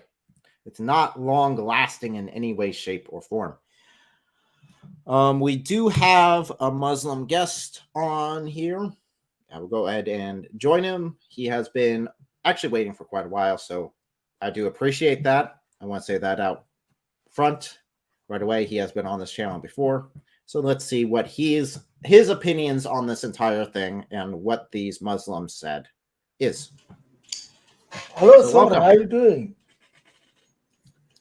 Hello. Welcome. Can you Yes, hear me? we can hear you. So what is your opinion on the concept of it's okay to join Islam for any reason as long as you bring followers, even if you join it just to get yourself more publicity or more views? What's your opinion on that? Yeah, you can join Islam or any religion for any reason. It doesn't matter what reason it is, you know. A lot of people join for many thousand of reasons. It's not just people are not looking for truth, you know. People are just looking for comfort, you know. If the doctrine satisfy you from some of it, people will join it. It's happened to everyone. Islam and many people join for some small reason, you know. Some people just women like a headscarf. I like to wear headscarf, you know, because I have been wearing very revealing clothing for all my life, and now I want to be cover up myself. So they will join Islam. So there are thousands of reasons. There is not one reason people join Islam or Christianity or any other religion, Hinduism. You know, they have every multiple reason people join for religion, other religion. So Islam is not exceptional to that role. Or I believe all reasons are good. All reasons are good. Well, thank you very much. Appreciate it. Appreciate your opinion on this. Yeah. Your insights that Islam, the truth doesn't matter in Islam, that only your acceptance of it does. Thank you very much. And I would happen to agree with that. Okay. Moving on to the next, because I know that he will be long-winded and I don't want to be thrown off our topic today. If he has another reason, just come back and rejoin and we'll talk if you've got something else to say about the concept that we are currently talking about. That was nice of him to say that it doesn't matter how you, or it doesn't matter why you convert to Islam as long as you just do it. It doesn't have to be about truth, right? Yep. That is the truth. It doesn't matter. You can join because you want to wear heavy scarves, as he said. One woman converted because she wanted heavy scarves to be worn. So that's why you can join Islam for any reason. I disagree with him saying that you join Christianity for any reason, because there's only one reason to join Christianity, only one way, by accepting Jesus as your Lord and Savior and having that relationship with him. You can't join him because you decide that scarves feel good. So, one way. This is a bit of a spicy topic we have chosen for today. What are your overall opinions? No, I definitely agree, and I think that you see a wave of people that were in the YouTube hemisphere that may be getting canceled and whatnot. I think that they see Islam as being their new avenue, their new streaming avenue. And I've seen a lot of YouTubers go this route, is to choose Islam eventually, get their 100,000 subscribers, viewers, and whatnot, and just keep going from there. Now, when it comes to Sneako, I honestly think that he basically become a Muslim because his daddy Andrew Tate become a Muslim. If Andrew Tate didn't become a Muslim, then Sneako wouldn't have become a Muslim either. I would agree that he only jumped on the bandwagon because he wants to be Andrew Tate. He wants to be the next Andrew Tate. He saw the publicity that the Muslims gave Andrew Tate, and now he wants that for himself. So definitely because Andrew Tate has more taken a back seat recently as he fights the allegations that are against him. He has not been found guilty, mind you. I just want to say that he's not been found guilty of it. Just being clear on that. And if you think about it, nowadays, there's a lot of Muslims that are young. So it would make sense for people like Sneako and Andrew Tate, if that's the demographic that they're reaching out to, is to embrace that type of thing as well, right? Yeah, I think that is huge when it comes down to it. And I think it's just trying to sell to a new audience. That really does show you at the end of that last clip that we've watched, where it is that's the reason he's trying to sell it to his fans as being, hey, this is, if you're like me, then let's go ahead and do this. You need to join Islam if you're like me. Yeah. Any answers I've ever seen him answer on Islam or the Quran have just been laughable. Like a lady asked him about Muhammad marrying a 9-year-old. And he's like, well, if that happened, then not everyone's perfect. Like, yeah, exactly. It's like, dude, you don't know what the sources are. That, again, according to what Sneako claimed in that video, that was after a year of him researching. He came to that conclusion. yes, after a year of researching that sign, correct? Yep, a year of researching that sign. And we got ourselves a bit of a troublemaker here coming on in. Welcome. Sister K, you are live. Well, maybe she just wants to sit in the corner and not speak. Or she's too busy laughing at this point. Not sure. She could be rolling over laughing. Uh-oh. I have issues. I got Sister K Inception here. Grace and peace of Christ be with you, brothers. Welcome again. There's 2 of me, I think. There we go. We got it. Don't know why you had 2. I know, there, right? There we go. So, what is your opinion of what it? Give me a second. Let me turn down my volume over here.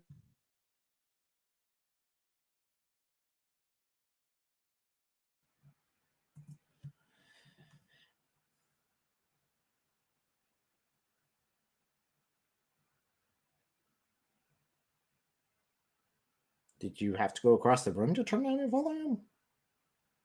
Yeah, wow. I thought it was just going to be a couple seconds. Sorry about that. My background's a little loud right now. Okay. You're good. You're good. You're good. So what are your thoughts on what we've watched, what he presented as his arguments for, at least one argument for converting to Islam that the Muslims seem to want to present to the world? Sorry about that, brothers. No sooner than I I hopped on the stream, all of a sudden there was a loud noise.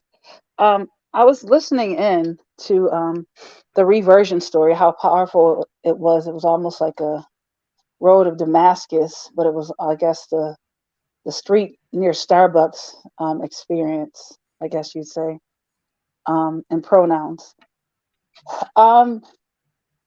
Just really quickly, these guys again, they're exploiting these guys, and Andrew Tate, who himself has daddy issues, and then Sneako.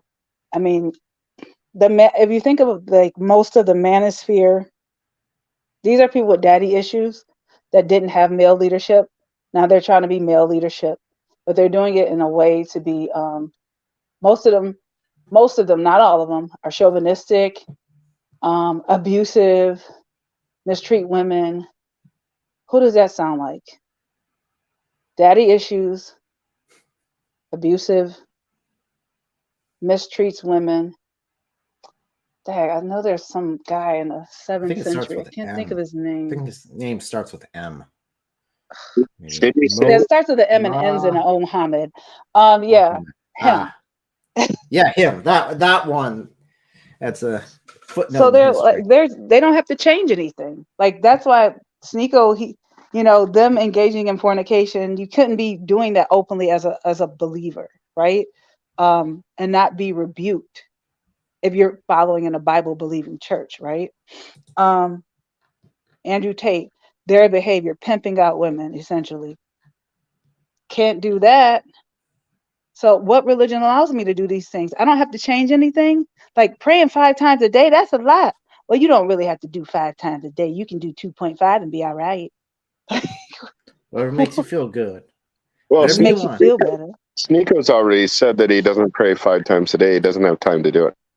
Nope. Yeah. Time to do it. And they were okay with that. But if it was Joe Nobody with like 2 followers who said, "Hey, I'm a Muslim struggling. I don't have time to pray 5 times a day or whatever. And during Ramadan, I sneak snacks during the day." I'm sure they'd be like, "Bro, you can't do that. You're gonna go straight to hell." But this guy, because he has subscribers and followers, it's like, "Oh, don't let the haters hate on you." That's what it comes down to. It comes down to if you can bring more people to Islam, come on, you can do whatever you want. You get a clean slate. So, yeah, it's just. I mean, this theology, it doesn't require a change for those that truly, other than like maybe a wardrobe and act like a 7th century Bedouin, Neanderthal. But other than that, really, what do you have to change? Well, that's one of the points on his stream. He was complaining about circumcision. He's complaining about that. It's like, is that a requirement in Islam? I'm like, dude, you don't know research, do you? I do admit, but he knew so much about Christianity, though. Yeah, I do admit some of the things he says sounds good on the surface for like 5 seconds until he actually continues talking. You see, let's say that marriage is good. Okay, fine. Yeah, marriage is good, except you don't do it.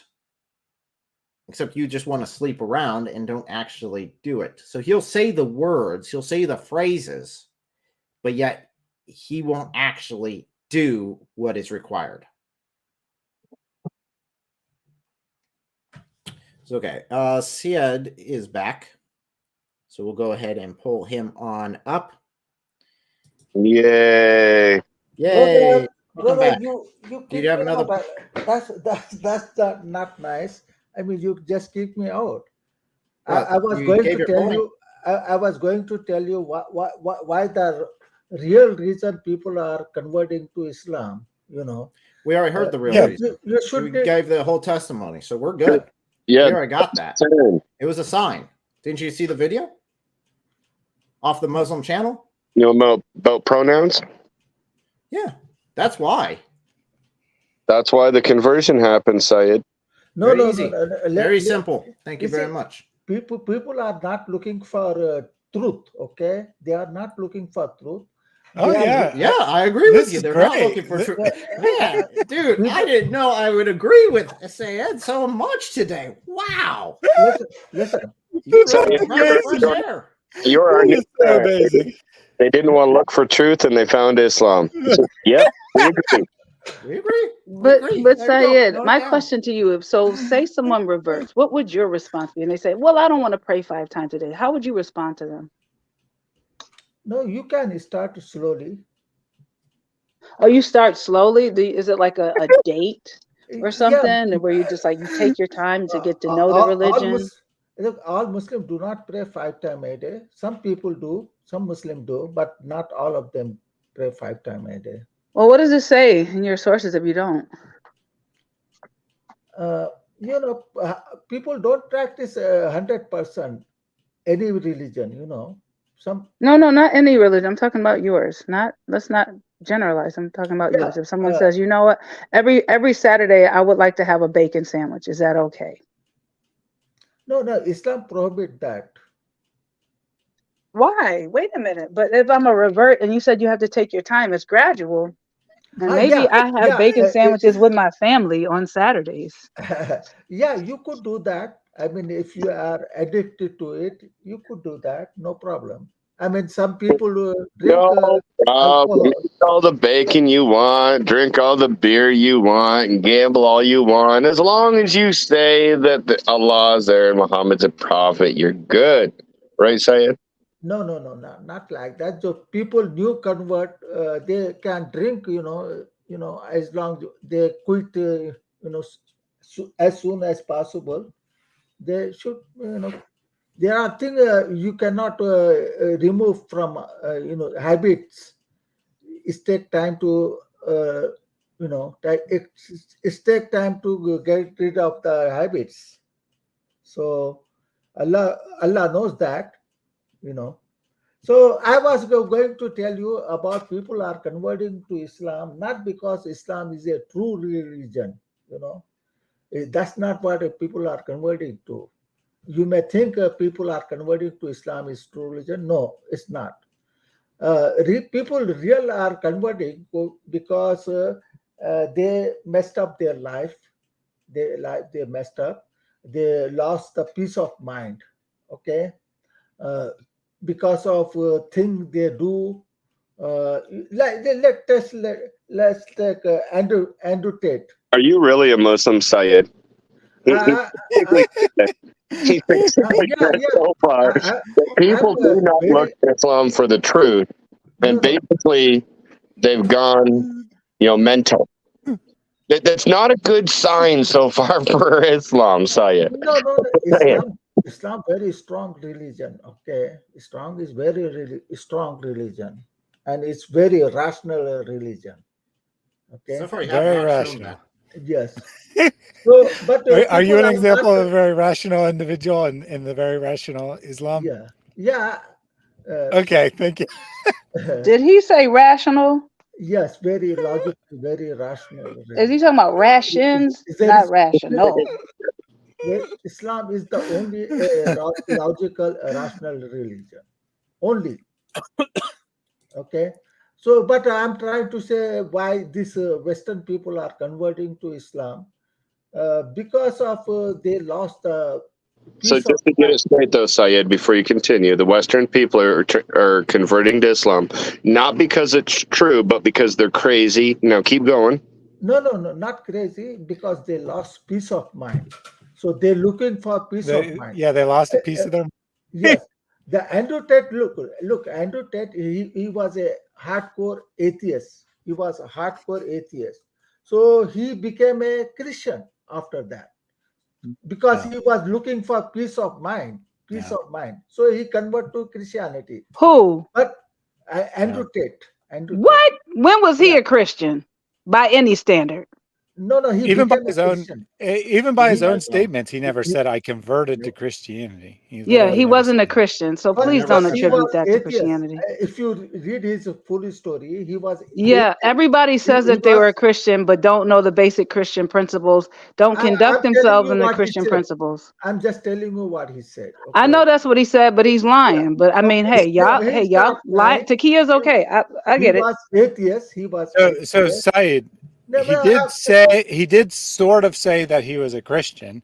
He said, I guess I'm kind of a Christian. I donate a lot of money to the Romanian Orthodox Church because they're very powerful here, and I want to have powerful friends.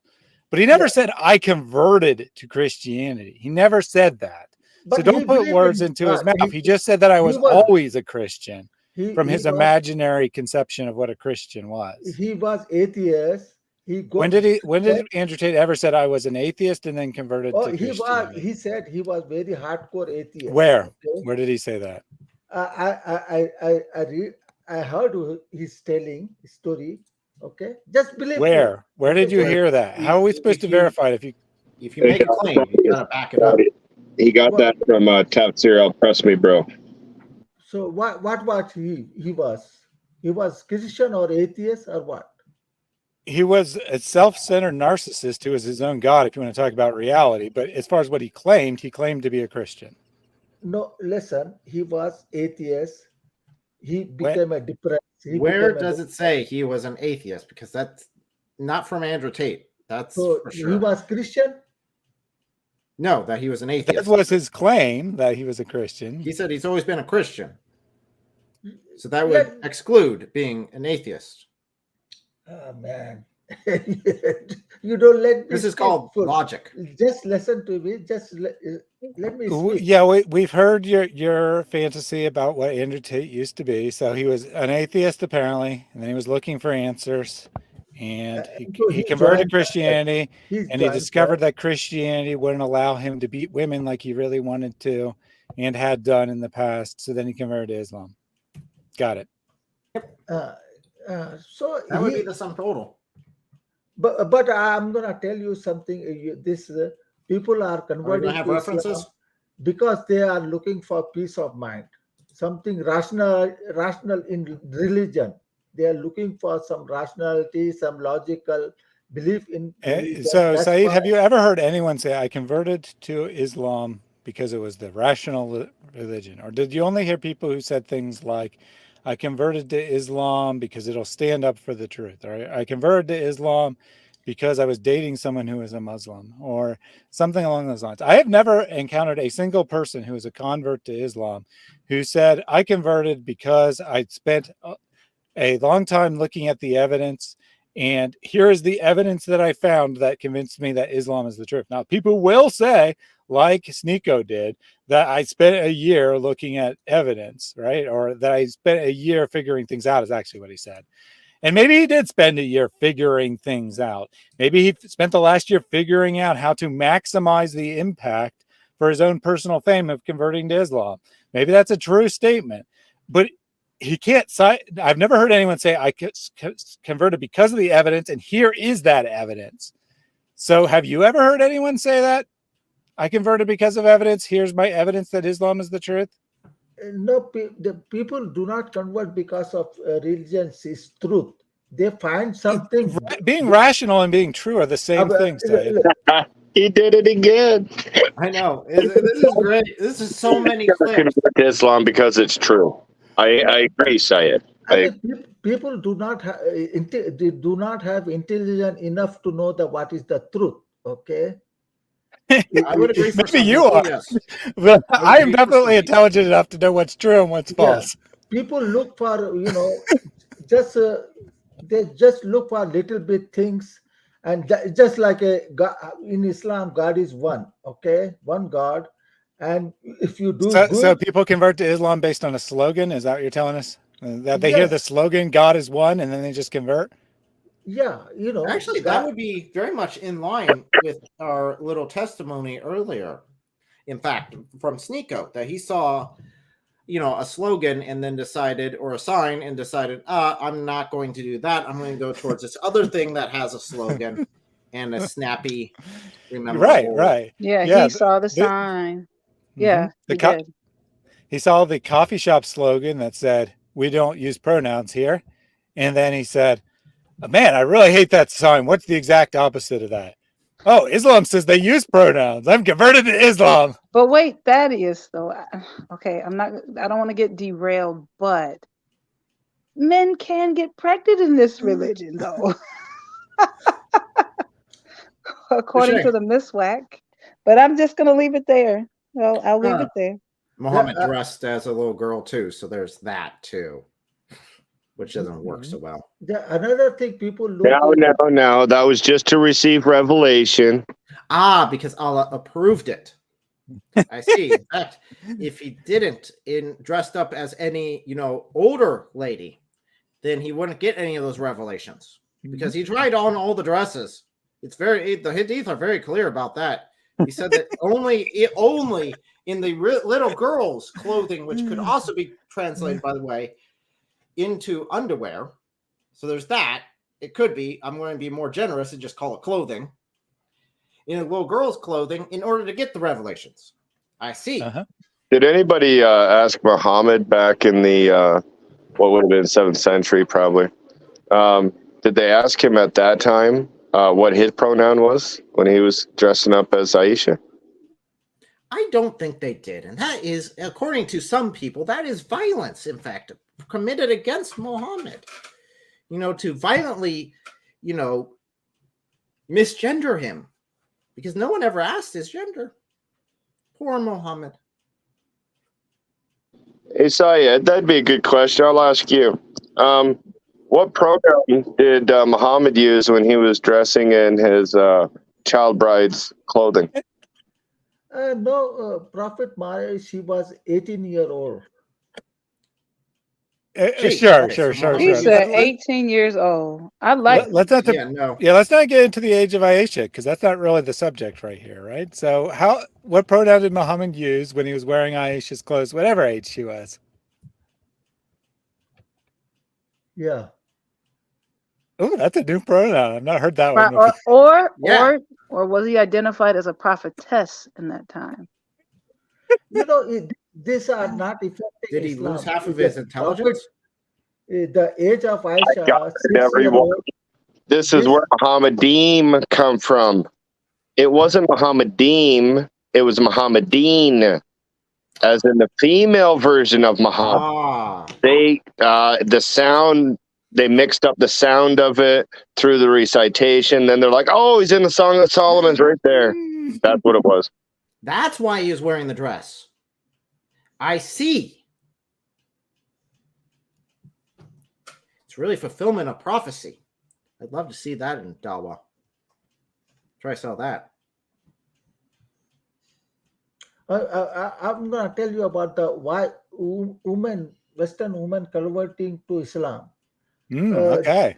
Yeah, I'm fascinated. Let me guess. They're converting because they don't want to have the truth, right? No. Mostly they are looking for moderation in dressing, moderate dressing. That's amazing. So women can't dress however they want without converting to Islam? But when they convert to Islam, they can only dress one specific way. So that's why they convert, is because they want to dress that one specific way? Muslim dress, they like Muslim dress, the headscarf. And you mean like Mary, a regular contributor to my channel, who's a Christian, who wears a headscarf because she likes it? She didn't convert to Islam because she knew she didn't have to convert to Islam in order to wear a headscarf? Yeah, there are okay. Good argument. Good argument. There are a lot of Christian women are following Muslim headscarf. So no, just to let you know, the headscarves actually existed before Islam. Just to let you know that small little fact. Just because Islam decided to steal something doesn't mean they always owned it. We are just following. I converted to Islam because I wanted to wear a scarf. No, man. Hey, that's better than Sneako, okay? Let's be honest here. That is a step up. Not very much, but still a step up.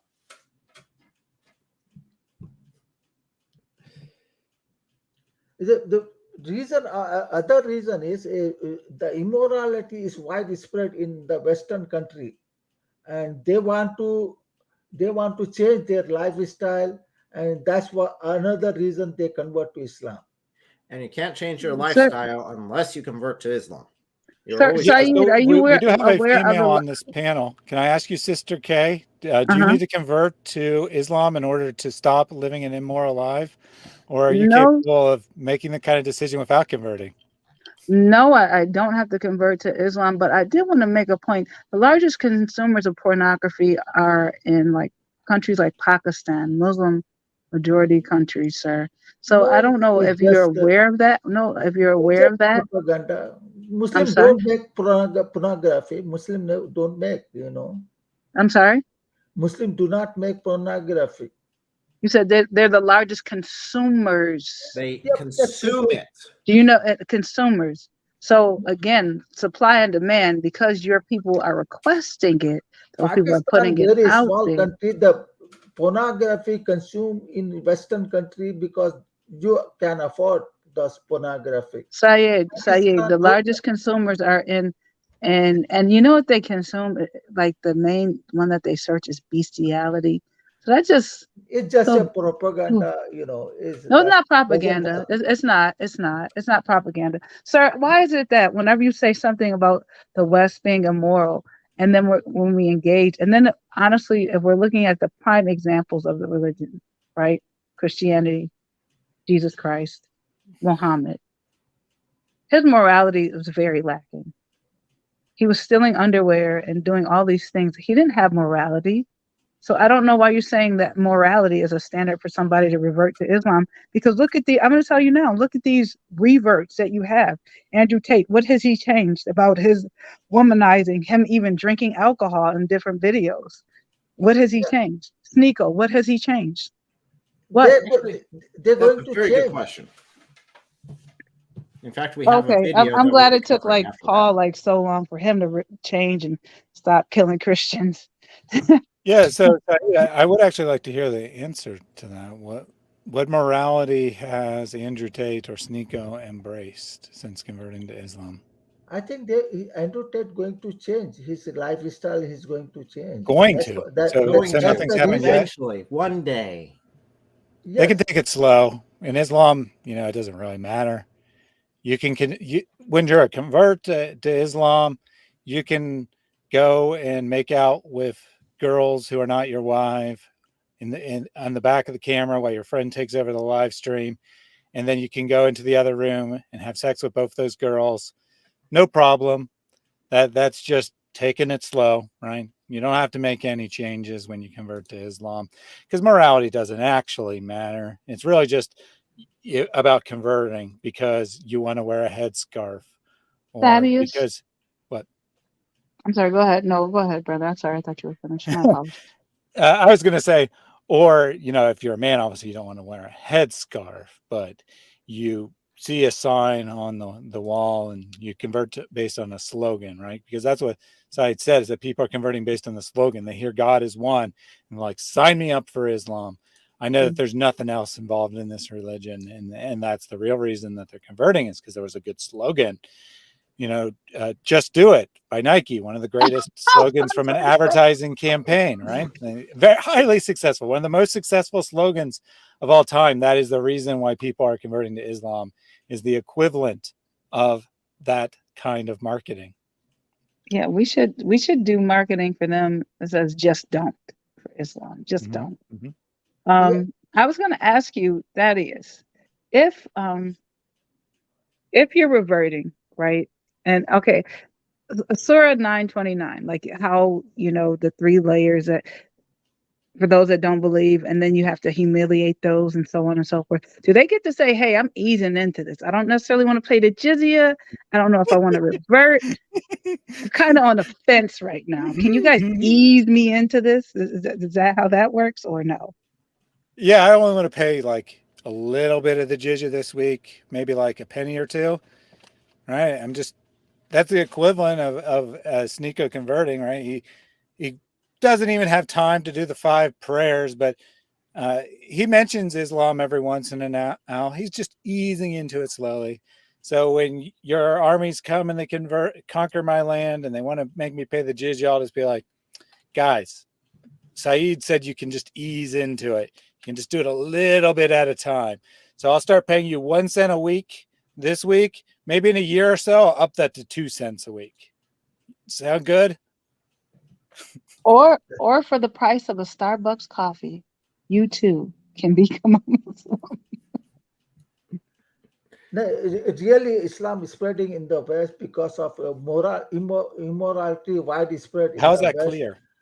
Because you asserted it? Where's your evidence? Yeah, 16,000 leave Islam a day.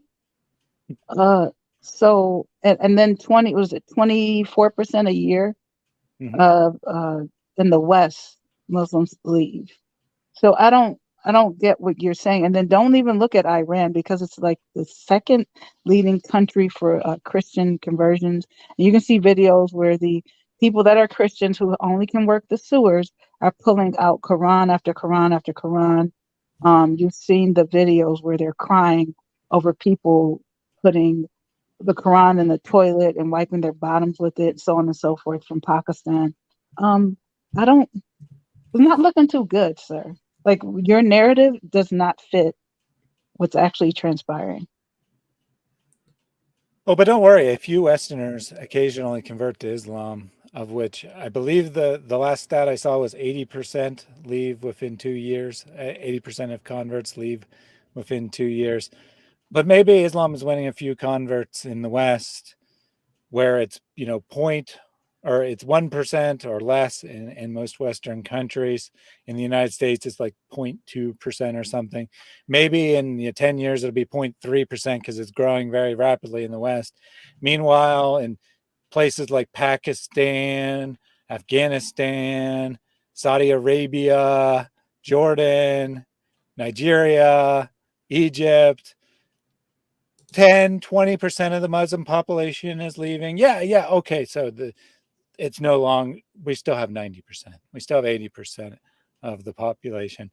You've lost 10 to gain 0.1 in the United States. And you're like, but it's all good. Islam is growing in the West. And we all know that the West are the best of all people. So because Islam has grown from 0.2 to 0.3% in the West, this is proof of the truth of the Quran, where it says Muslims are the best of all people. Best of the best, I guess.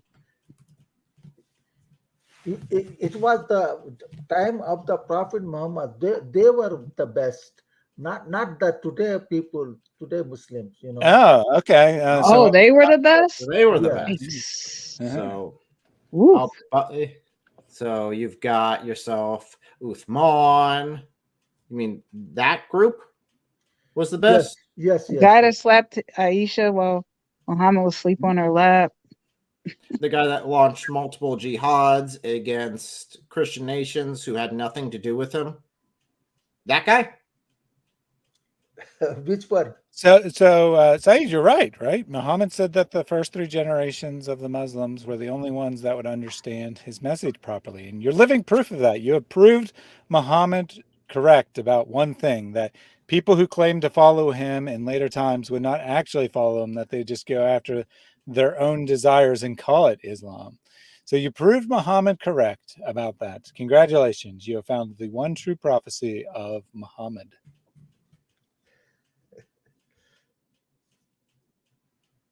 Yeah, and it's interesting. It says good Christians go to heaven according. I'm sorry, I don't want to get sidetracked, but go ahead. Go ahead. Yes, it's Yeah. So Saeed is a sort of universalist. He thinks that people in all religions go to heaven. A clear indication that he is in contradiction to those best of all creatures, those early Muslims who said the exact opposite. No. Who lived the exact opposite, who waged wars against Christians because of their supposed worship of Jesus, a man, according to them. Okay, well, I'll be honest with you. I will resend that invite to go to Islamic heaven. No, thank you. You don't want to stand out chained in a corner while you wait for your husband to visit you after he's done with his many whories? Listen, a mile wide butt is a hard no for me. Like, that's just not what I'm going for there. You turn around in the kitchen, you knock everything off the stove.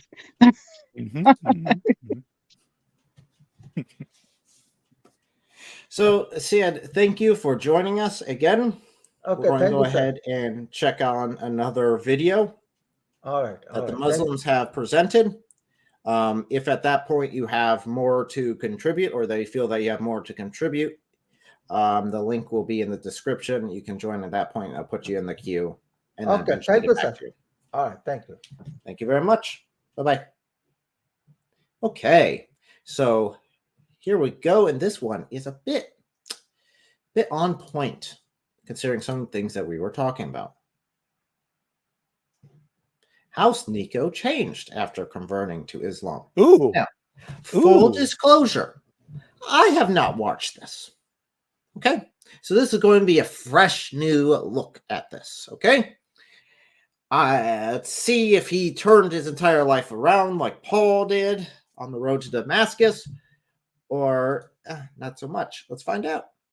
I've been more efficient, more awake, less tired, a clearer purpose, more mature, thinking about marriage and that is okay. Talking about editing. I'm sorry to point this out. Normally, I'm not very picky about it, but holy cow! Is every word got to be edited? I'm sorry. Okay. I know it's. I guess from creating videos, it's like jumping. Okay, sorry, that annoys me. Well, they probably cut out curse words. To be fair to the Muslim channel, True, they probably didn't deceptively edit it. They probably cut out some curse words that Sneako said. True. So there's that end of it. So maybe that is, but it doesn't look the best. There's a reason why I like playing everything, be good or bad or ugly. My children more. If anybody watching has this phase where they think that nothing matters and they're kind of nihilistic and they don't care about anything. Sorry, could you rewind? Did he say I love my children more? Yes, I'm really disturbed. Marriage and how I want to raise my children. I've been more efficient, more awake, less tired, a clearer purpose, more mature, thinking about marriage and more mature. But wait, are they selling vitamins? Because that's what it sounds like he's selling. Like I'm more awake, like, more aware. I've lost 10 pounds in 2 weeks. Like what? All thanks to Al Islam. Order today. Give us a week. We'll take off the weight. This actually makes perfect sense, though, right? Because he's all about self-promotion. He's all about hype. He's all about the make yourself a better person. So, of course, if he's genuine or if he's faking a conversion to Islam, this is what he's going to expect to have happened, right? He's going to expect that the kinds of things that someone who's very self-centered would care about, like I have more energy, I feel much better, I can and lift more weights now. I grew hair where there wasn't any. Like right. Like, so I think he did. I think he did say I'm thinking about marriage and kids. I don't think he said. But no, he said I love my children more. Though that's what I thought he said. We'll double check. Okay, I'm gonna shut up. Okay. We'll just double check that. We don't want to misquote anyone. I think just having them talk themselves is by far the most productive thing, and giving me lots and lots of clips. Obviously. And how I want to raise my children more. If anybody watching mature, been more efficient, more awake, less tired, a clearer purpose, more mature, thinking about marriage and how I want to raise my children more. If anybody may cause diarrhea, upset stomach, loss of appetite. Occasionally, side effects may include loss of neck. Loss of neck may include decapitation, burning at the post, those sort of things, just little things. Side effects may include brain loss. So I just okay. So he said, cleaner. What was the exact word he used here? Because I'm sorry. Again, I've watched his videos since then. In fact, we pulled up one of his live streams since then, and I had to put a content warning beforehand because of the depravity in it. Mature, thinking about. Oh, he's more mature. That was it. He's more mature. No, he's got the logic and the mentality of a 5-year-old, thinking dirty jokes are hilarious. Apologize to 5-year-old children, please. I'm sorry. Sister K is right. I'm sorry. I do want to put a disclaimer here, though, because I've never seen any of his content before, so I don't actually know. He could actually technically be more mature, even though he's extremely immature and extremely childlike. He might actually technically be more mature than he was before. I don't know. But he said he wants to raise his children more. Mm-hmm. Did I miss that? How he wants to raise his children. It's making me think, I want to raise my children. So he's not saying that he has children. Okay, okay. I'll leave it at that then. I'll just mute. Okay. So there we go. Okay, so just for clarity on that whole maturity thing, I have once again done it, and I kind of am gambling on this one. Do this tab instead. Okay, so we have got right here Sneako and his buddy here talking. Content warning, because I have no clue what they're going to say. I did not watch this one myself. I literally just clicked on one of his. I did watch it, and yeah, it's So this one's from the 1st. So June 1st. So this is very recent. Very recent. Just putting that out there. It's very recent. And this is the content he is putting out. Click that shit. Make sure to like this shit. Make sure to follow. What are we at right now? That didn't take long. Wow. Okay. Lucky guess on that one. Wow, that was fast. So that's him being more mature. Okay. Okay. Just you literally just clicked a random portion of the video and hit play. Hold up one of the random. That's the level. Okay, that's the level that we're dealing with here as this new fanboy of the Islamic movement, this new banner boy. He makes his stuff too easy, okay? So let's go ahead and go back to the clip where he says that what has happened since he is converted, which obviously maturity is not one of them. Marriage and how I want to raise my children more. If anybody watching has this phase where they think that nothing matters and they're kind of nihilistic and they don't care about anything, I think a good first step is to looking into Islam, because that will give you a clear direction for exactly what you're supposed to do. Okay, then they're a little intro, So what's so you can get that clear was answer, the sneak obviously. preview. Okay, so that's why it was so edited, because it was the sneak preview. That was sneak preview. Okay, then I take back my criticism. Obviously, you can see that I have not watched it before, if that was my criticism. But yeah, so of course, according to Syed there, Islam's not the truth, so you definitely shouldn't look into it like that. Mm-hmm. No one's converting because it's not the truth. Oh, that is going into the archives forever. What would you say, and I know you discussed it a bit, but what would you say is the biggest difference now that you're Muslim in your life? The biggest difference is sometimes I would have these moments where I would feel down and I would just like lay down in bed and like and kind of just numb to think, because I used to be a nihilist for a long time. Wow. I really believed in nothing. I even made videos like back on YouTube before I even started streaming.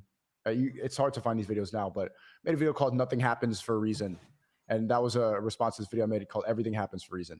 Basically, I said like nothing matters, who cares? And I had this dark time for a while because I didn't see any like proper role models. I didn't see anybody who we're supposed to look up to. We pretty much had to listen to the government. I didn't believe in them. And I was kind of just like pretty upset about everything. And I was like, fuck everyone. I don't care about. Again, more mature. Just to let you know. I'm not sure if I want to know where he came from, if that is more mature, but we'll go for it. So he didn't believe in anything. He was a nihilist, so he wasn't, but he's claimed to be a Christian. Mm-hmm. He said he was a Christian before converting. He was so Christian. I had the same thought, that he just undermined his story about converting from Christianity, because he just said that he didn't believe in anything, which isn't a Christian belief. So he just said I wasn't a Christian, which is, I mean, that part is probably actually honest. And that description of how he feels really disconnected from reality, that his life is totally meaningless. He didn't have anyone he could look up to. That's probably a true statement. And then he decided that Andrew Tate was the true role model that he'd been seeking all along, apparently. And went from, making stupid videos about woe is me and not having any fame to being an up and coming star in this culture of men got to be men. They got to smack those women around if they need smacked around. And that's right. And then his role model converts to Islam, and he's like, oh, there's something here. I should convert too. Yeah. But he said he was a Catholic, though. Stop thinking. Well, he was a Catholic, right? He was a Catholic up until the point so far that he almost made it to confirmation class, which is about age 12 or so. So he was a Catholic till about age 11. Okay. And then from 11 until whatever age he is now, he was a nihilist, and then he converted to Islam. So why even bring that up, though? Like, this is what I noticed. They always bring up that they were a Christian, or that, some aspect to seem like they're an expert in what it is to be a Christian. He doesn't get the doctrine right at all. Like, he's like, I shouldn't be praying to a man. Have you recited the prayers, the 5 prayers? Oh yeah, you haven't. So you wouldn't know that you'll be praying to Muhammad. Oh my gosh, he's totally ignorant. That's the best way I can describe him. Well, the reason why he brings up the whole "I was once Christian, now I'm Muslim" is because that's what the Muslims want. They want that soundbite. Yes. They want to hear, oh, look, this guy was Christian, then he saw the truth of Islam, and then he joined. I mean, if I wanted to become popular like overnight, all I'd have to do is claim to be converted to Islam all of a sudden, and boom. There you go. They'll put it everywhere. Your brother in Christ? No, they wouldn't. They wouldn't put you everywhere. You're not popular. You're not popular enough. Yeah, you're not popular. I'm not popular. There had to be somebody that's like, oh, this famous person reverted to Islam. Oh, praises. No, if you're like nobody, the average person, they're like, no, we don't care. No. Like, shut up and go pray. I'll have to, I don't like to do this, but I have to disagree with you, because there are a number of people who are just random people who've created videos saying they converted to Islam. And as long as they have the right requirements, specifically that they're from the United States and they're white, they become popular overnight. That's true. That is a fact. You see that, and I would have the whole, he used to be Christian, and he had all these Christian videos that were anti-Muslim. Then he looked into the sources, and you see, that's what convinced him to convert to Islam. Therefore, we should all praise him. And it's like, yeah. So Thaddeus, so are you telling me I don't have a chance? Yeah, unfortunately, you don't meet the criteria. You have to be white, which is that is true. ridiculous. That is true. They love white Westerners, because actually there was an NBA player who was like, he's decently famous. He reverted to Islam, but it was kind of like, yeah, so. He wasn't as popular as LeBron, but he was pretty famous. I was really in this for the money and the views. That's where I would go if I'd had no honesty or integrity. There you go. I only did it because my grandmother made me do it. So, but then I looked into the sources, and source 65 and 4 opened my eyes, me to see that this was the truth.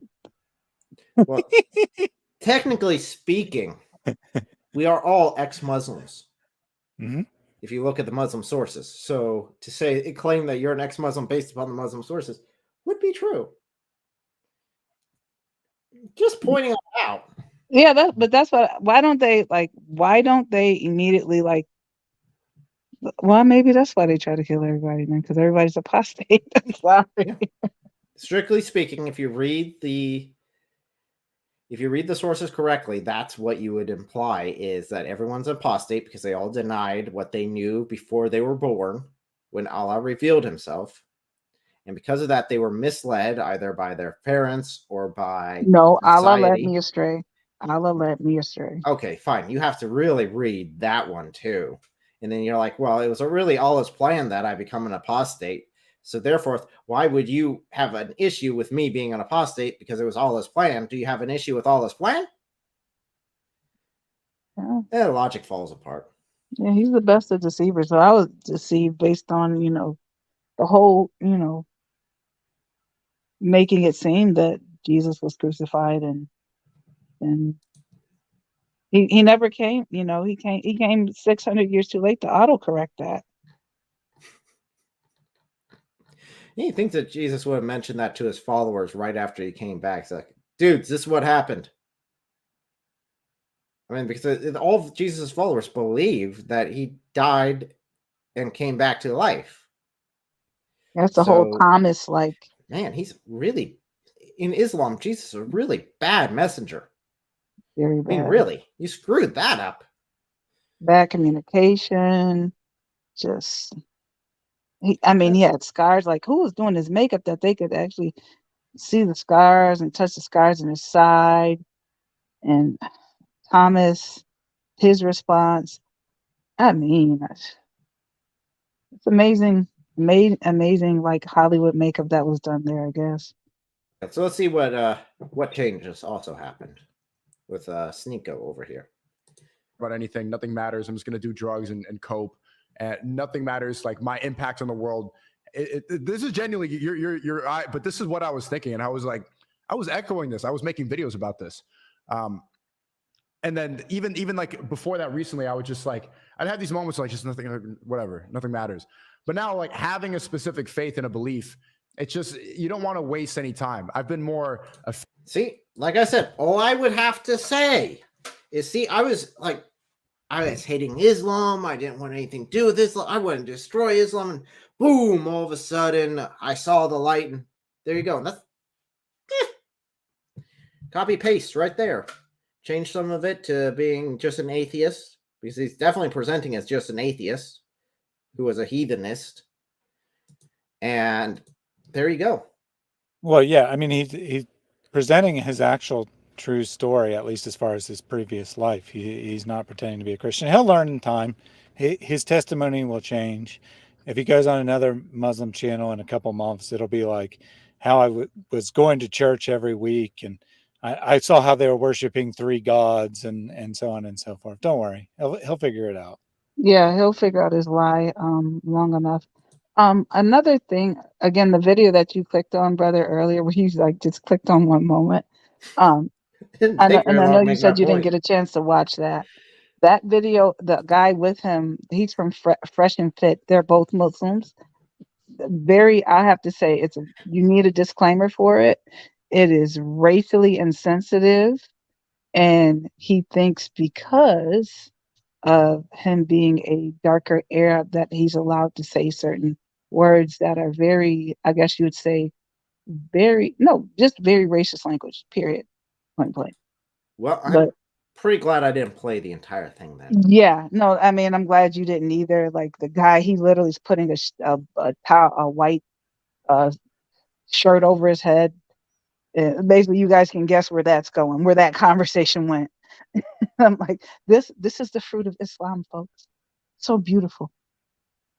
But yeah, the manosphere, I think it gives way to this. The mistreatment of women, and I'm not saying all manosphere, because there are people that are trying to be an example to young men that are lacking leadership without being disrespectful to women. But the manosphere that we see on the forefront, like the Andrew Tater Tots and so on and so forth, the abuse of women, the mistreatment of women, you sleeping with this one, that one, and the third. Islam doesn't make you change.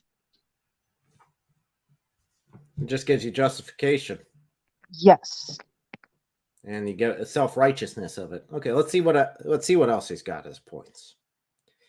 I will mention one more thing before we start, actually. I do like it that Sneako just actually tells the truth before he realizes he's got to change it and disguise it. And we've got all these videos of him actually telling the truth of what was beforehand. Because again, like we pointed out before, in the video that we did a long live stream on, going through all of his points, he claimed to be a Christian. Now he's being honest. Efficient. I would say I'm more awake. I'm less tired. I have a clearer purpose. I want to be more mature, and I'm thinking about marriage and how I want to raise my children more. I want to have a more clear direction for my future. this if anybody watching has this phase where they think they're okay. Before we continue, because I did point it out about at the very beginning of I was talking about them clipping it so much, makes it look really questionable. Now that I'm actually seeing the entire context, there isn't anything there. Just want to be honest and open with that.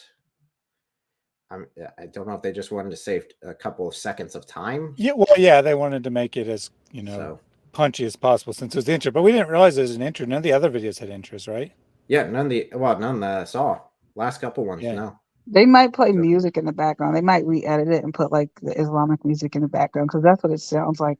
I have more energy.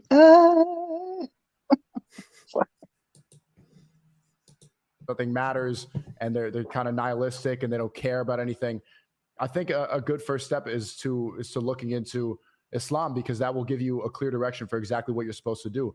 In the Quran, there's a guidebook for how you're supposed to live your life. It tells you everything that you're supposed to do. It's not a guidebook. Just to let you know, it's actually, this is exactly what you have to do. A guidebook would be, hey, these are good ideas for you to do. Here's a suggestion. Just a bit of a difference between the two.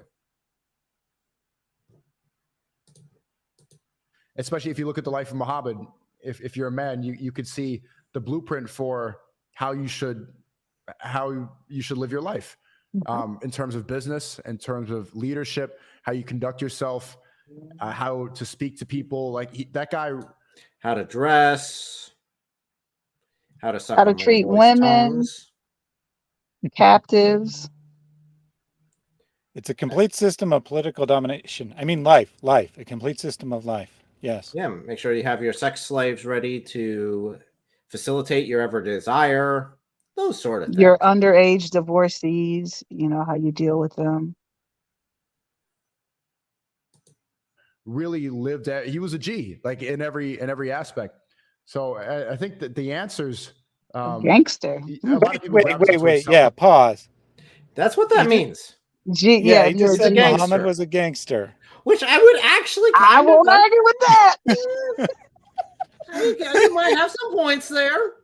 So why were they mad when Peter? Wait, what's his name? Peter said he was a warlord. The same thing.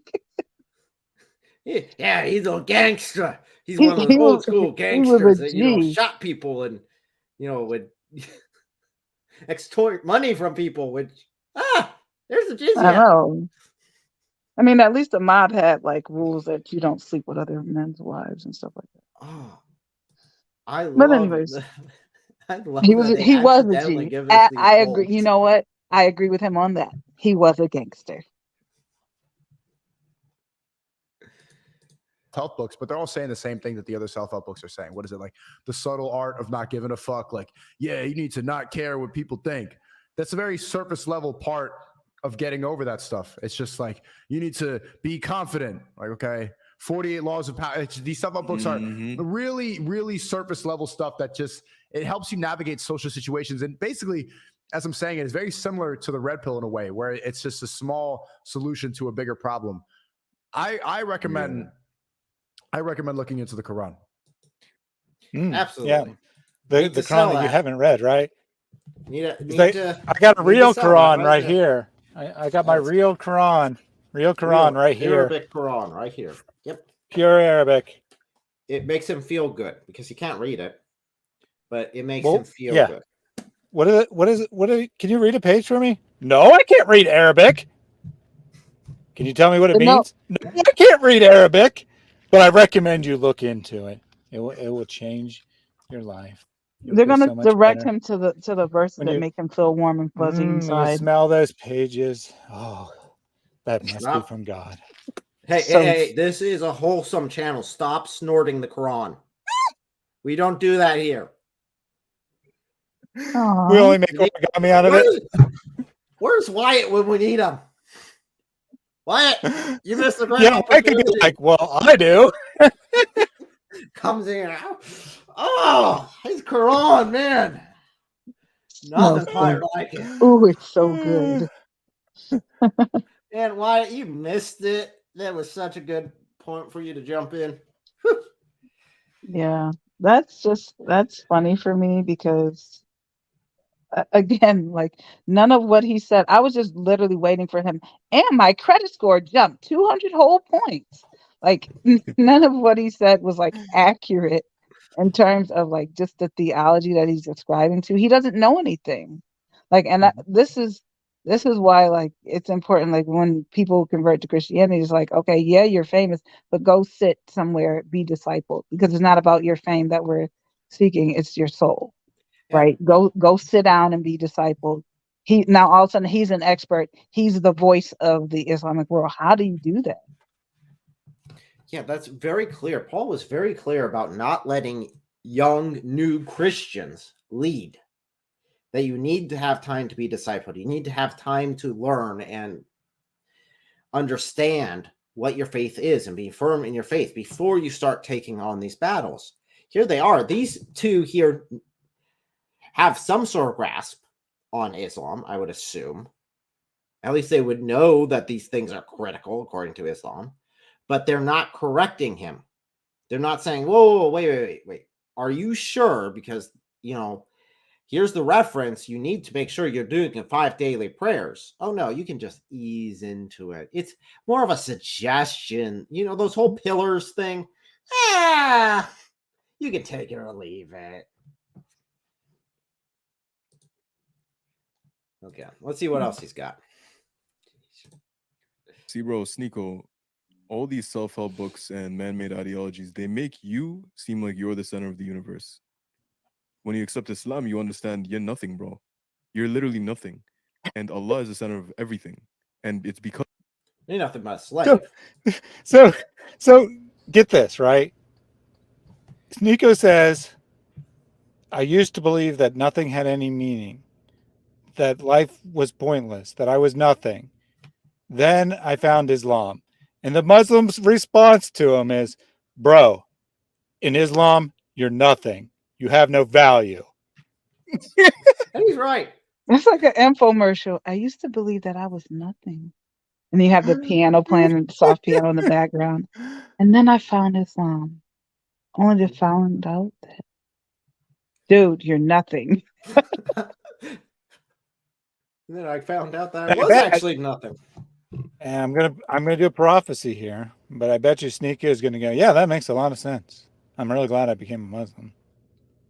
Yep, copy paste. He's not actually listening. He's not understanding. He's just.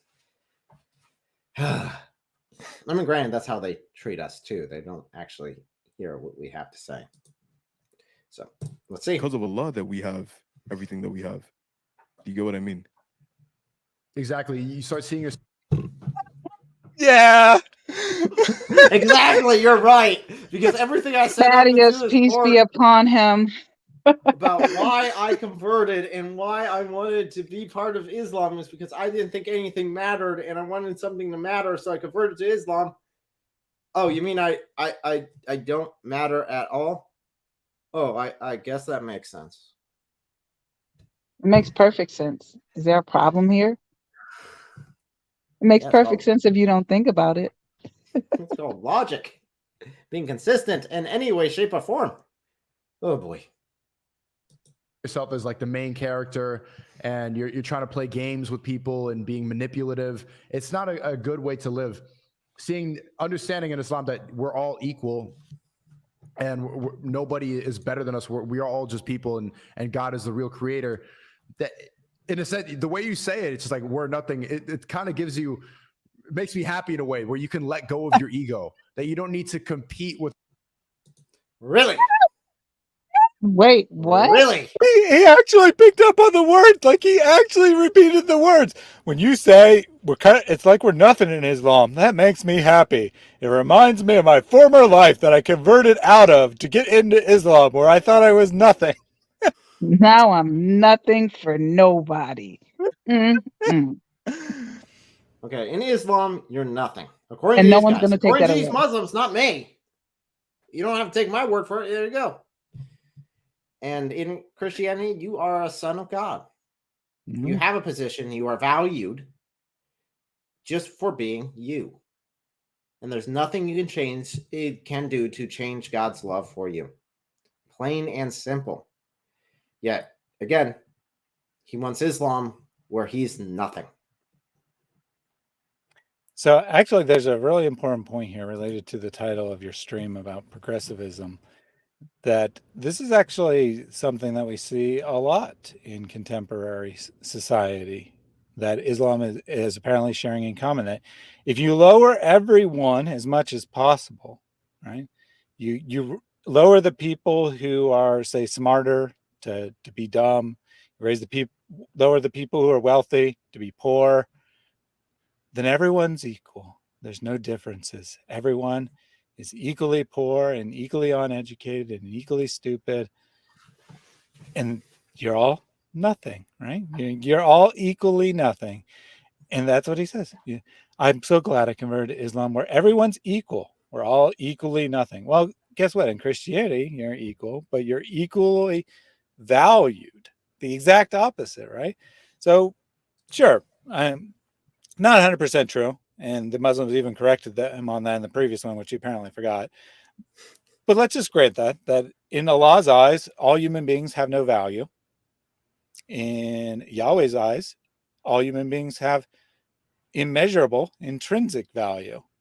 So if all you're after is equality, I guess Islam is equally viable. But if you're actually looking for a system that is the opposite of nihilism, where there's no point to anything, you're just a random collection of molecules floating about in the universe until you die, then only Christianity has the solution to that.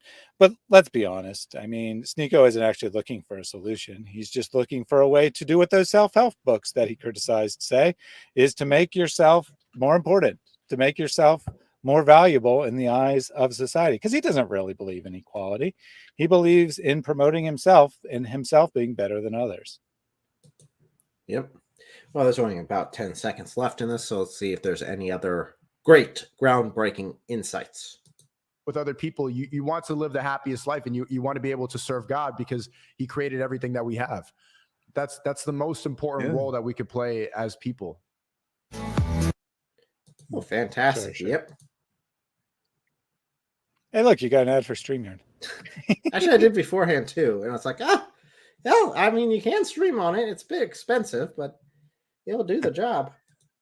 So we have a real genius Muslim in the chat here who doesn't apparently know what the words of the Shahada is, because he said, "What, you liar." Shahada, he doesn't even say Shahada. Shahada says, "I bear witness that there's nothing worthy of worship except Allah, and that Prophet Muhammad is the seal of prophets sent by Allah." Oh, you're that literally is nothing like what the Shahada says.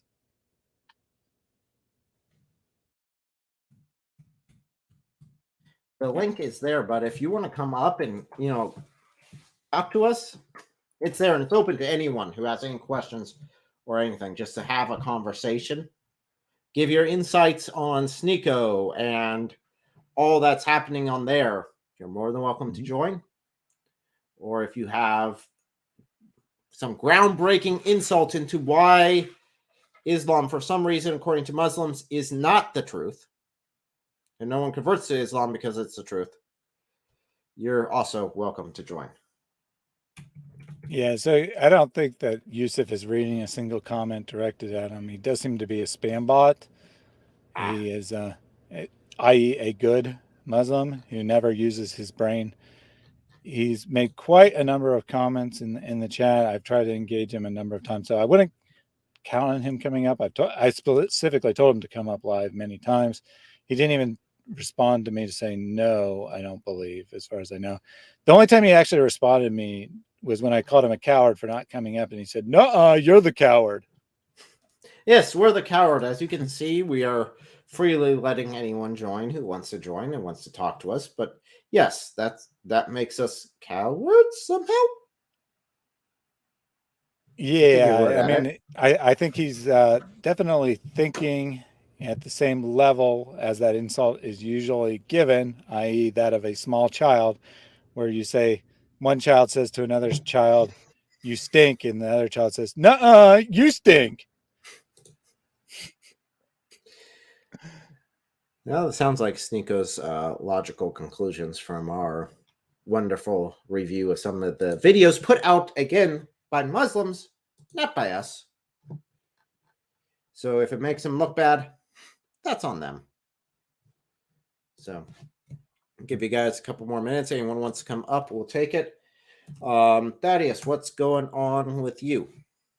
Yeah, absolutely. So tomorrow I will be talking with Perfect Dawa, who I guess is a Muslim. I mean, he calls himself a Muslim. Muslims might disagree, but he says he's a Muslim, and I'm happy to, go with his own self-identification. I don't really care if someone is Orthodox or unorthodox or whatever, because I'm interested in the individual. Anyway, he's going to come up and he's going to give his reasons why he believes in Islam as opposed to other religions. So that should be very interesting, because if you don't know anything about him, he's definitely very unconventional, a Muslim. But one of the things that he believes is that Christians are valid, right? That the Christians have a valid standing before God, and yet he chooses to be a Muslim. So I'm very curious as to why he thinks that Christians and Muslims are both, valid religions before God, but Islam is still better. So that should be very interesting. On Tuesday, I'll be live with Mary. We'll be looking at the Trinity. We'll be looking at why the Trinity is necessary to explain our reality, that it's the best explanation for why the world is the way it is. So that should be very interesting. Thursday, I'll be on your wife's channel. Who cares about that, right?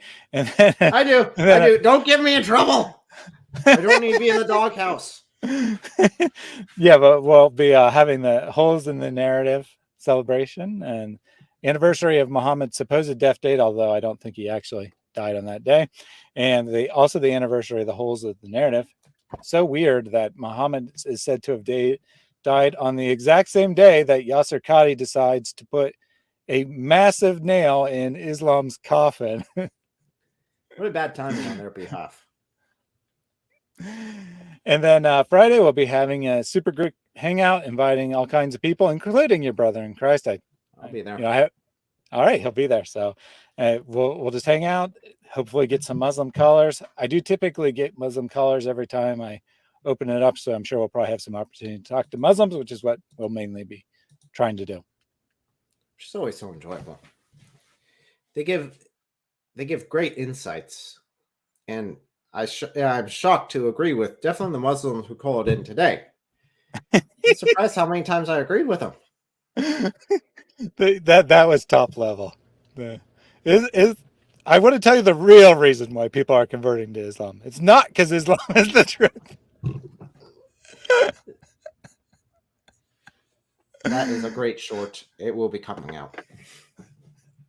Yes, that was pretty great. And along the same lines, I had a Muslim come on my program earlier today, and Mary happened to be there. And when Mary tried to talk, he made a amazing admission. He said, I don't want to talk to her. I don't want to get angry. So he admitted that talking to women makes him angry, which Mary does this, right? Because she's a smart, intelligent woman. If Sister Kay was here, I'd ask her. I'm sure she probably does the same thing.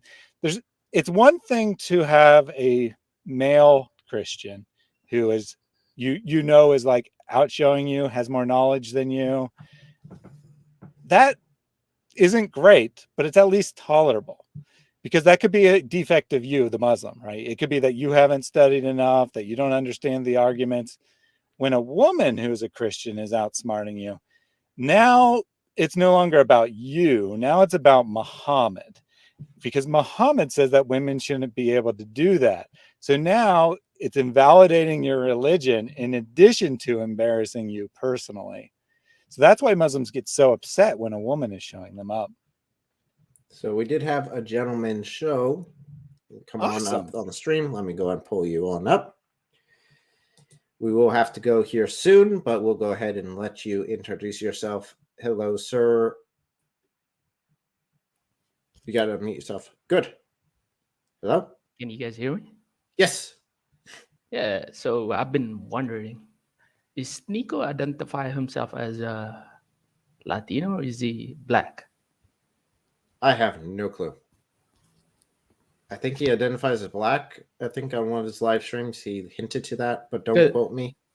I'm not an expert. Because if he identifies himself as black, you guys probably can roast him on that. Like, come on, black and Islam. You know what I'm saying? Following the white prophet that owned black slaves and traded them like animals. Yeah, that would be a pretty bad one. Yeah. I normally try to keep away from that sort of emotional reaction, but there are times and places for it. If I ever had an opportunity to speak to Sneako, I think that's maybe one of the things, but I think there are 1,000 other things that I probably would. Because if you hit them with the race thing, it's going to hit them deep and he's going to think about it. But if you're going to talk about just something like really general, he probably just going to ignore it.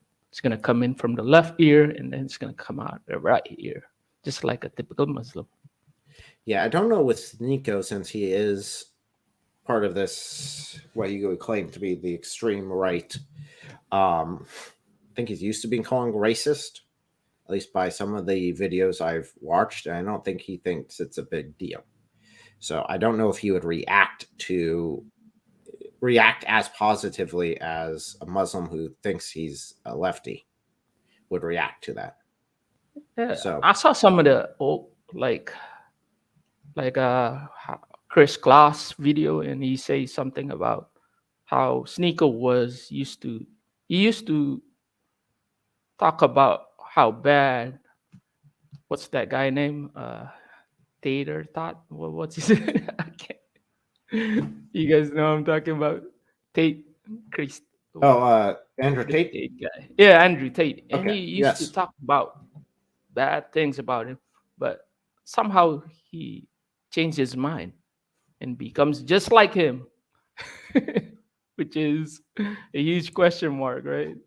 We saw that. Well, yeah, I think that's actually a good point because Sneako was telling his supposed conversion story there, and it did come across to me as genuine. And I think he just left out a line because he was talking about how he used to be really depressed and found life to be totally meaningless, and he didn't have the right role models.